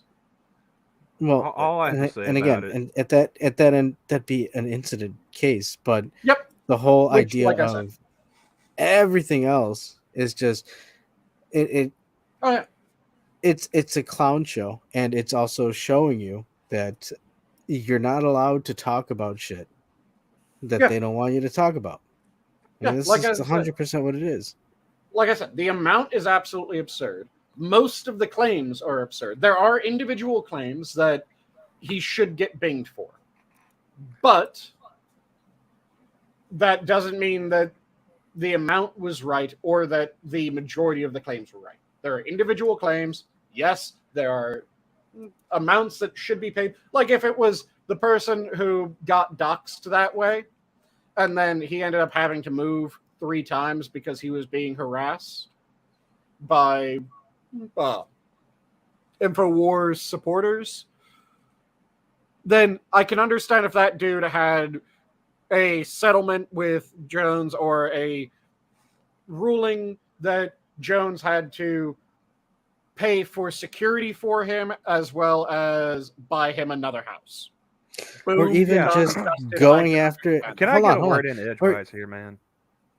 I was just gonna say, like, if there are damages that they can prove, like having to move, loss of income from changing jobs, emotional damage. All right, well, how much is your therapy bill? You go twice a week. All right, so we'll pay for your therapist for the next 20 years. Cut that check. We're done here. But $1 billion, ridiculous. $2.75 trillion, fucking laughable. Yeah. And somebody needs to rein that shit in because I mean that they've already hit should be thrown out. Kanye. They're already trying to hit Kanye for $250 million for saying that George Floyd died from an overdose. And now you've got that dude Hans Niemann from the whole chess kerfuffle. He's trying to sue for $100 million because somebody said he had a vibrator up his ass. What? We talked about this, chess? Adam. I still laugh at how quickly that was the decided thing. Because from the way that you told that story, it sounded like the process went, he won a game he shouldn't have won. He must have cheated. How did he cheat? Vibrator up the ass. What? And that was your go-to? That was your immediate response? No.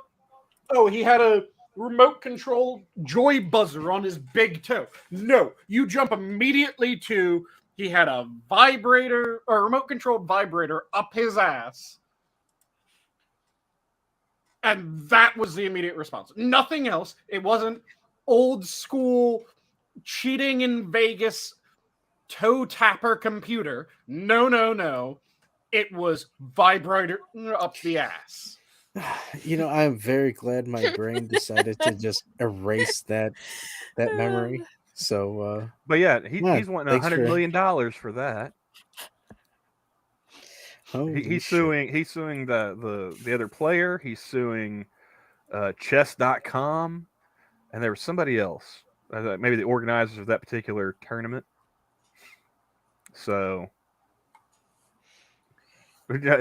Zach says, but he did have a vibrator up his ass. Was that actually proven?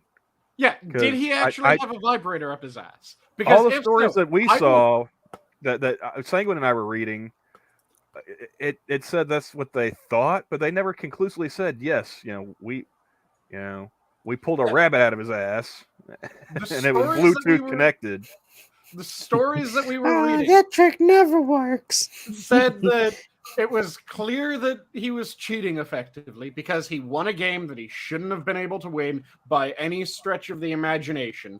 So they immediately jumped to he had a vibrator up his ass that was being remote controlled to Morse code his colon into giving him the proper chess move. Well, see, the thing of it is like chess.com accused him of cheating in like 2020. Yep. Before all this, and they were accusing him of cheating online. And I think he admitted to cheating online. I just got the idea of this dude using sonar, like he's in a submarine and he's just like boom boom. What's my ass saying? Boom boom. One ping only. Boom boom. I need to move to 1-4 or 4B. Boom boom. Oh shit! No, wait, no. Boom boom. 2D. Okay. Boom boom. It would have to be Morse How does code. it? Well, this is Just imagine the announcers, man. Like Neiman is so excited to be here, he's practically jumping out of his chair every time he makes a move. You know? So this is something that after Camel first told me the story, because we've talked about it twice. This is the third time. This is thrice that we've talked about the chess player. It keeps popping up in the news. With a vibrator up his ass. The lawsuit's the latest one, yeah. After the first time that he mentioned it, without me trying to think about this, without me like sitting down and going, okay, how did this work? Just a background process of my mind went, well, the easiest way of doing that would be you just convert it into the chessboard notation. So you have every square on the chessboard is a letter and number notation. So you start with the first buzz of the Morse code would be A6. So it would be the Morse code for A followed by the Morse code for 6. Then you would end up having a slight pause, and then it would be the Morse code of whatever square he was supposed to move to in its alphanumeric designation. So you would have to receive Morse code through your sphincter. Then you'd have to be able to translate that Morse code into the alphanumeric, and then you would have to be able to play the alphanumeric. All without any sort of inclination that your prostate was just prodded. I hope somebody is writing this down and drawing diagrams so we can patent this technology for future use. Because I think the first time we brought it up, it was also like we tied it in with the fishing tournament cheating scandal. Yep. And I gotta tell you, man, effectively just a modern day celebrated jumping frog of Calaveras County scam. Well, hold on. If I'm choosing which way I'm cheating, I'm going with the guys fishing. Yeah. You know, I don't know if I want to win a chess match that bad. Oh, and in case anyone doesn't know the reference that I made in the celebrating jumping frog of Calaveras County, the competitor fed the jumping frog a bunch of lead BBs until it was too heavy to jump. Holy shit. Poor frog. Have none of you read that, Mark Twain? No. I haven't read that one. Oh, okay. Yeah. Celebrating Jumping Frog of Calaveras County is Sanguine, I'm currently Mark Twain reading short That story. Hoe Got Roaches in Her Crib. Do you really think I got time for Mark Twain? I would have The had new American classic. I would have had time for Mark Twain well before That Hoe Got Roaches in Her Crib. Yo, you gotta finish. No your offense current to product Mr. before you start Clemens, new but ones. no offense to Mr. Clemens, but the covers of his books just didn't grab me nearly as much as Quan Mills. So you need bodice ripper versions of Mark Twain covers? Badly photoshopped bodice ripper versions. Like horrifically photoshopped. Dude. What if someone gave you a version of Huck Finn that was just... I've already read Huck children. Finn. I've already read I'm Huck saying- Finn. Children. Hold on. Hear me out. What if it was a cover of Huck Finn that was just goddamn the cover of Buck Breaking? If you're it was gonna supposed suggest to like be- him and oh shit, what was that dude's name? It was supposed to be Jim, who I can't say Jim, the full that's fucking right. name of because goddamn YouTube. And we're What, Jim. nigga Jim? I mean, Technically, they already did that with that Emma Stone movie, Easy A. Mm-hmm. But no, I've already read Huck Finn. I've already read Tom Sawyer. So I would stop and look at the cover if it was a poorly photoshopped bodice ripper, but I probably wouldn't read it again. Okay, so what we need to do is we need to get a poorly photoshopped bodice ripper cover for his short story collection. And it's got to have a well- ridiculous title like That Hoe Got Roaches in Her Crib. Or Ho Yelkuchi Stang, a bacterial vaginosis love story. Because that just jumps right off the fucking cover to me. Didn't he have like the elderly thought? Was it something about old thought? The old thought over there. I don't know. Yeah, there was one about like CNA thoughts. There's My Baby Mama is a Loser. There's a bunch of them that aren't even on Amazon either. That's like, oh man, that sounds like that'd be hilarious to read, or to make Dax read. You know what also would be hilarious? Cancer. You know what? I'd rather have cancer. After we get done with this one, maybe we can convince Dax to read some dino porn on his channel. Wow. That so yeah. you just gotta find him a selection, Sora. Maybe so throw him a few bones. Gotta find the cryptids. Is it a means to try and find and throw at the wall everything that we can to try and tarnish this great channel? I mean, this wonderful shining channel that has provided nothing but positive entertainment to people. We've already read coronavirus porn on here, so I'm kind of curious what made Zach sorry he looked at Twitter. Did you look up the Quan Mills book covers? Because that's what caught my attention. Oh yeah, I mentioned that to Monkey. A Friday night news dump. They released numbers for September for Customs and Border Patrol. Guess what? Highest ever recorded numbers for September, with over 227,000 encounters. Oh, could have ever guessed? That's not counting the gotaways either. This is completely unforeseen. No one could have ever imagined that would be the outcome of such an administration's policies. And to add to what Zach said there, they also had September was also the end for fiscal year 22's numbers. Over 2.3 million. I think it was 2,378,942 encounters. Highest on record. Mm-hmm. So, again, all I can say is, who would have ever guessed? This could have never been foreseen. No one in their wildest dreams could have ever known that this would be the outcome. It's one of those things that drives me crazy. And I've talked about this before. If someone is wrong every time that they make a claim, or rather, if someone's wrong once when they make a claim after getting a government position, they should be given a little bit of leeway, because being wrong once could just mean you happen to be wrong. If you're wrong twice in a row, now we need to start looking at, are we going to fire you? Your head is upon the block. If you're wrong for 3 times in a row, that fucking axe comes down. I think you nailed it too with the caveat of in a row.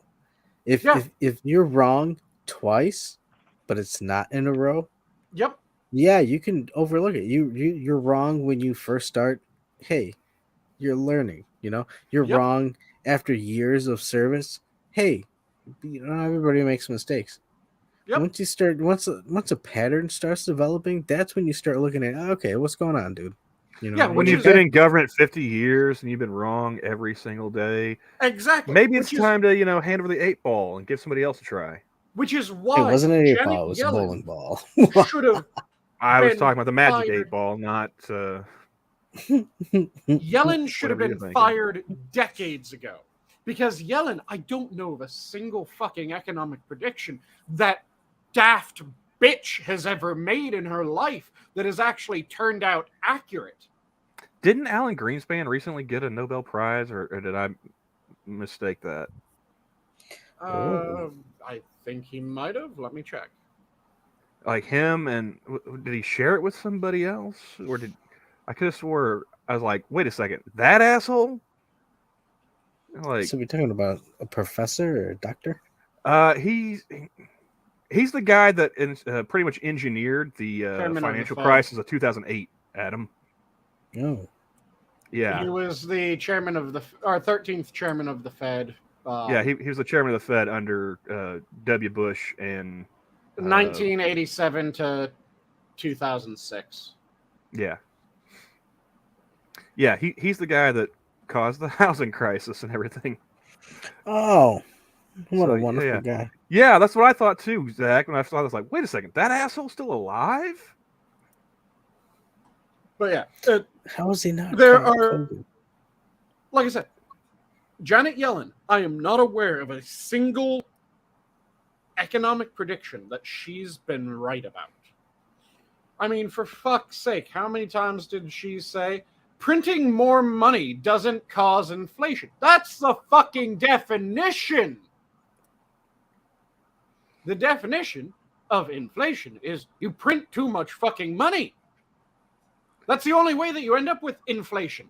There's no other mechanism to get inflation. The only way that you can get inflation is if you've printed too much money.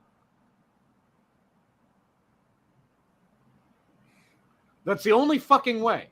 But I she mean, do claims that- people working in economics really need to understand economics, Sanguine? Do they not really? if they're working for the federal government, apparently, because that hasn't been a requirement for goddamn ages. Or if they're only taught to view how the field is in a specific way. And I think that's why we're They're seeing a only lot taught of teachers that are going out there. economics. They're taught on how to view their field in a specific way, and this is why we're seeing all these people going around doing the bullshit that they're doing, and they're looking at everybody else like, oh, are you crazy? Huh? This is what we were taught to do from school. I mean, I don't understand what you yeah, you were fucking bamboozled, you fucking retard. Like, what the fuck? Yep. Like I said, when you are wrong time and time and time again, all in a row, in your official capacity, you should be fired and you should be blackballed from ever holding that position again. This should have happened with Yellen. This should have happened with Fauci during the AIDS epidemic. For fuck's sake. I say we bring back Tar Yo. and Feather and riding them out on a rail.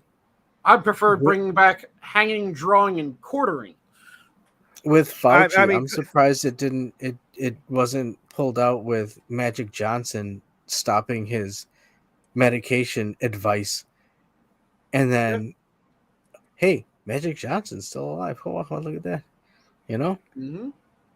And but no, and that's what I mean.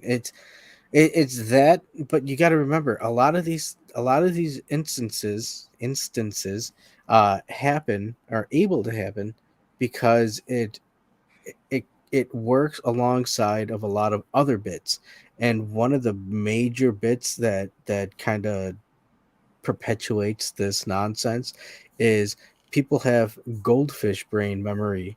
So the next week we're going to be talking about something else. Next week we're going to be talking about, people gluing their genitals to some Picasso artwork, and why are they going to do that? Why are they doing? Who the fuck cares? And who the fuck cares? I would even go for, who the fuck cares about the Picasso art? Like, is that, we're on the verge of fucking World War III, and you care about, like, I'm sorry, there's at this point there's values and intensity of what we're looking at. I care about it because it cannot be replaced. Nah, well, I as an art critic, I could care less. Don't care Yeah, I'm about not saying Picasso. Picasso is my favorite artist by any stretch of the imagination. In fact, in many ways, I'd view him as kind of the beginning of the decline. But yeah.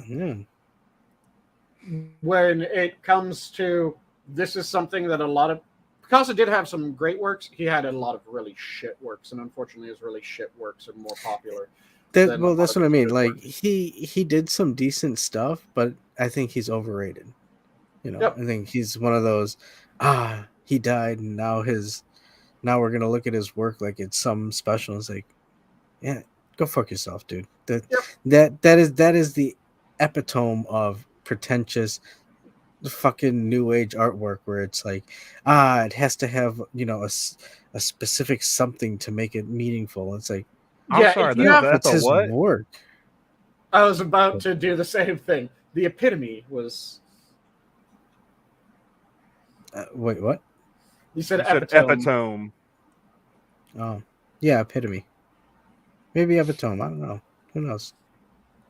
If I were you, I'd just blame it on Matt and Blonde and just move on. Well, I'm sitting here. I think I got one more drink I can get out of this Kraken bottle. So, yeah, I got a question for Zach in the chat. I tried looking that up on Twitter because that's where I saw that story he's been talking about. If you guys don't know about the St. Louis firefighter that was shot earlier this month and killed. Oh, shit. He was in an altercation with some guy at a gas station, I think in Independence, Missouri. Mm-hmm. And I saw a video clip of it on Twitter leading up to him getting shot. Mm-hmm. Him and this guy are rolling around on the ground, and I can see a handgun getting, the black guy's girlfriend takes it from him, and then she's sitting there kind of, pointing it, and the clip cuts off before any shots are fired. I'm not seeing any stories that are linked to it, like, any news articles or anything like that. The only thing I've got, maybe it's just the search that the keywords I used, but the only thing that's coming up here recently is from Ian Miles Chong quote tweeting somebody else with the video, and that account doesn't link to any news articles either. Mm-hmm. And according to this account, again, unsourced, it says Anthony Tony Santee died after he was shot at an Independence gas station along U.S. Highway 40 on October 6th. While in the store, Santee heard Javon Taylor cussing at a female employee. According to the affidavit, Taylor was upset the store didn't have the brand of cigars he wanted to buy. And this led to them getting in an altercation out in the parking lot. Yeah. End up rolling around on the ground.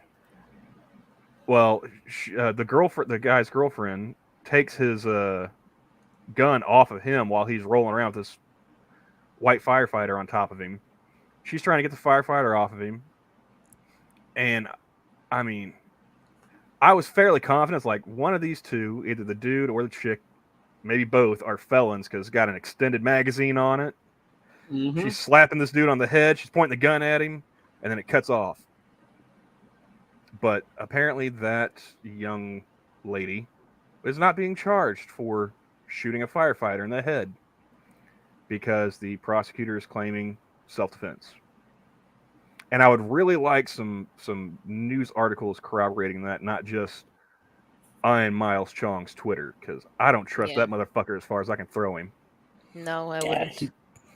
But the self-defense is towards the girl, not even a part of the fight. Is that the alleged? That's she shot the firefighter in the head to defend her boyfriend, who was that's not self-defense, sandwiched between the firefighter and the ground. No, that is something that can be considered self-defense. Self-defense can be in defense of another. Yeah. Okay. Yeah. You can do defending of oneself or another. Yeah. Yeah. But I mean, still, that she shot a man in the head from almost point blank range. You gotta at least be able to prove that she feared. It just went imminently off in for my the hand. guy's I was life. naming it. Well, not even that. I mean, because that would be just a negligent discharge and possibly like a negligent homicide or something like that. Man 2 or whatever. Yeah, in order They for just let her straight off with self-defense.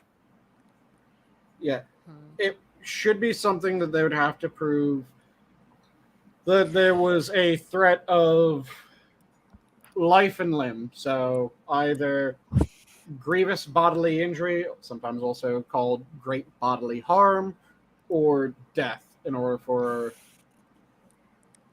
lethal Yeah, and they were just rolling action around on to the be ground. It's considered not like he was throwing punches. It's not like he was, had the viable. guy in some kind of choke hold. He wasn't like, bouncing his head off the asphalt.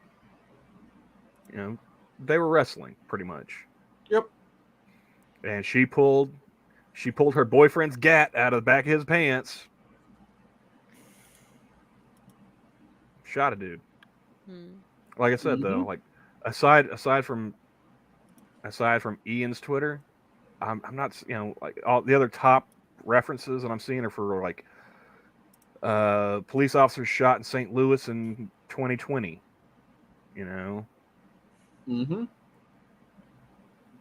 I would just like to read the actual articles from around that time that were written about it. When this happened? October 6th. So, Hey. Just over 2 weeks ago. Yeah, as Sora and I were talking about before the stream, there's a lot of fucked up shit happening when it comes to the criminal justice system or the functional lack of a criminal justice system due to certain prosecutors. And it's absolutely infuriating when you're looking into this shit and you're finding out that, oh, yeah, there's shit was done to try to prevent this, and then they completely countermand it. Like, there was the number of times that someone's been arrested, released, and then committed a murder. Oh yeah, there was one I saw earlier today. I don't remember what jurisdiction it was in, but there was a guy who, I think it may have been like Baltimore. Guy was let off for a murder charge, or second degree murder or manslaughter. I can't remember which. Guess what? He's back in jail. Yep. Guess what? Someone else. Killing somebody else. Exactly. Yep. I saw a story yesterday. A guy murdered a woman because she beat him in basketball in Dallas. What the fuck? Fantastic. It's kind of like, first of all, how bad do you got to suck at basketball to get beat by a chick? Yep. Whoa, hey. Have you heard the fucked up situation going down in Maryland with their DA that's being drummed out? Mosby? Is that the one? I think that's... Yeah, because like that big case from the that Serial podcast, they let that dude out. Yeah, they're not going to recharge him or anything. Not going to retry him. Yeah, the one where it was the guy who was dead, the Muslim guy who strangled his Asian ex-girlfriend. Yep, dead to rights. They had his phone records showed that he was at the murder site. His phone records showed that he was at the burial site. His phone records showed that he was at the car dump site. His best friend told other people that they should be careful around him because he just murdered his girlfriend before anyone knew that his girlfriend was dead. Or his ex-girlfriend, rather, before anyone knew that his ex-girlfriend was dead. He came forward, confessed that he did help bury the body after being shown that she was dead. There were one of the most, or two of the most egregious things in that, where there were two attempted defenses. That one of them, there were over 50 members of the Islamic community that signed a letter and said that they would all be willing to testify, that he was at school and at mosque, and that they had evidence and they were perfectly willing to testify, then it came out that no, you would be committing perjury because we can prove that he wasn't at those locations beyond a shadow of a doubt, and we have all this evidence saying that he was at these murder locations. And suddenly they withdrew their letter saying that they would testify that he was at the mosque, at school, at all this shit. Then, okay. Oh, I was just gonna say, it reminds me of Julius Jones' case here in Oklahoma. Yep. You know, his family swore up and down. It's like, oh no, he was home with us. We were eating a cookie cake and, you know, celebrating his birthday. It wasn't even a cookie cake. It was just a cookie. Well, yeah. But they were lying out of their ass about that because one of the friends who was supposed to have been, you know, over there that day that, you know, they were eating the cookie and everything like that. They showed the receipt from, I guess, going to get the cookie. Yep. It was like the day before that they were having it. He was caught, you know, with the murder weapon in his bedroom, wrapped up in a do-rag that had his DNA in it. And only his DNA in it. And only his DNA in it. Eyewitness said, yes, that's the guy that shot my brother point blank in our parents' driveway. You know, try to shoot me and my two nieces. You know, the two you know, now grown children swear up and down that he's the one that did it. Yep. He threatened an ex-girlfriend from jail to you know, change her story. You know, to say that, you know, he was with her when this supposedly happened. Which they have the letter for that, because anything sent from prison is read through, not read through in its entirety, but it's given a skim in order to make sure that there isn't anything untoward, and the skim immediately popped back this is a threat. But yeah, I mean, just so much stuff going on. But he had Kim Kardashian and Viola Davis doing, you know, documentaries about him. So the governor went ahead and commuted his sentence to life without the possibility of parole. But waited until like a few hours before he was supposed to get the needle. But it's like, no, that dude should have just went ahead and died. Yeah, he should have gone ahead and died. But there is some good news when it comes to that instance. And that is due to interesting aspect of your state constitution. It's a one and done. I mean, you should listen to some of the people on the prison and parole board talk. They want to make it to where they could actually get that down to just life and possibly have him out walking the streets at some point. Oh God. Yeah. Move him to Canada.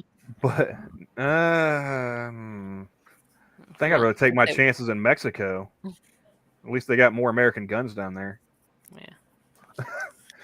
But yeah, like every time I would see like one of those documentaries, like, you know, Dateline or, you know, whatever they were doing on ABC, they would talk about how, you know, he was going to the University of Oklahoma and he was an athlete, you know, playing for the basketball team. He didn't play basketball. He didn't play any sports at OU. Yep.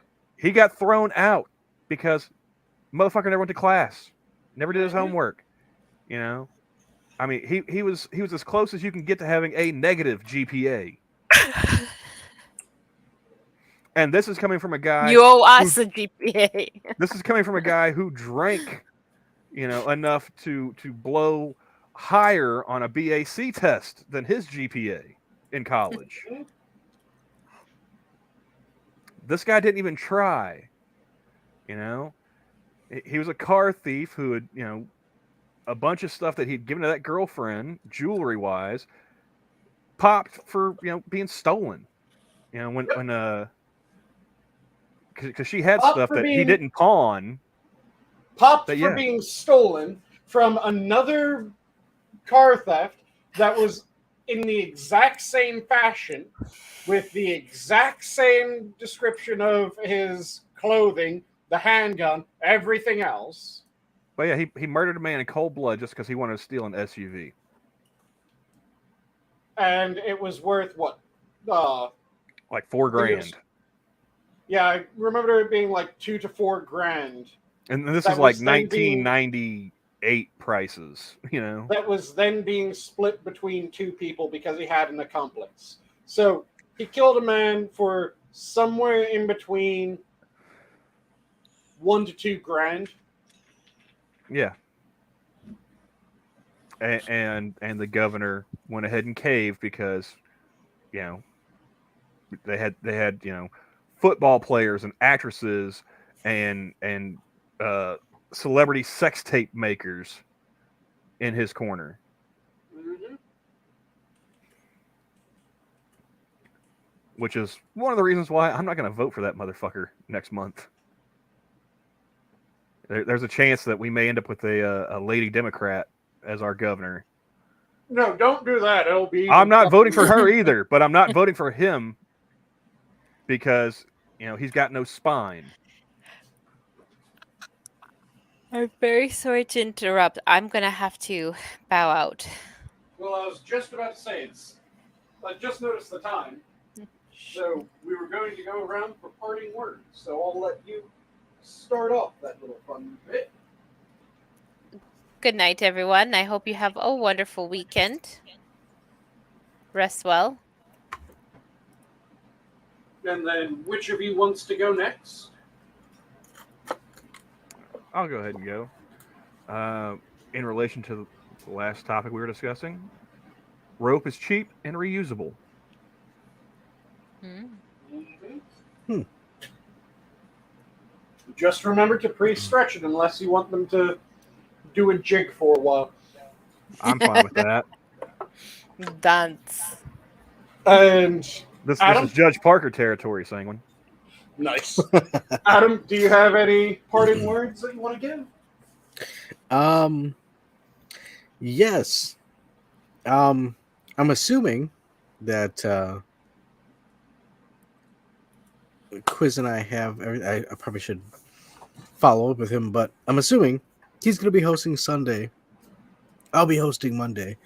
So there's a little switch just until he gets his work schedule set up. Just want to reinforce that, but as usual, you know, Quiz or Sangs, it's always fun hanging out with you on Fridays, and Always good having you.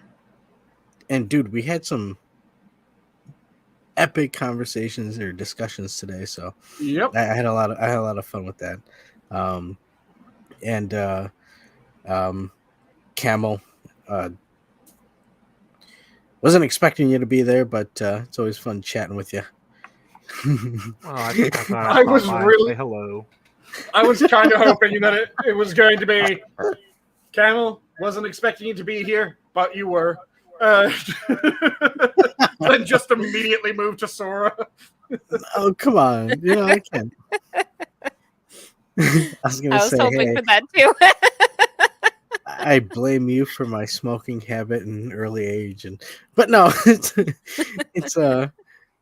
I enjoy hanging out with or chat with Camel. It needs to be more done. I always feel like Adam treats me like the cops. It's like, hot damn, it's Camel, act natural.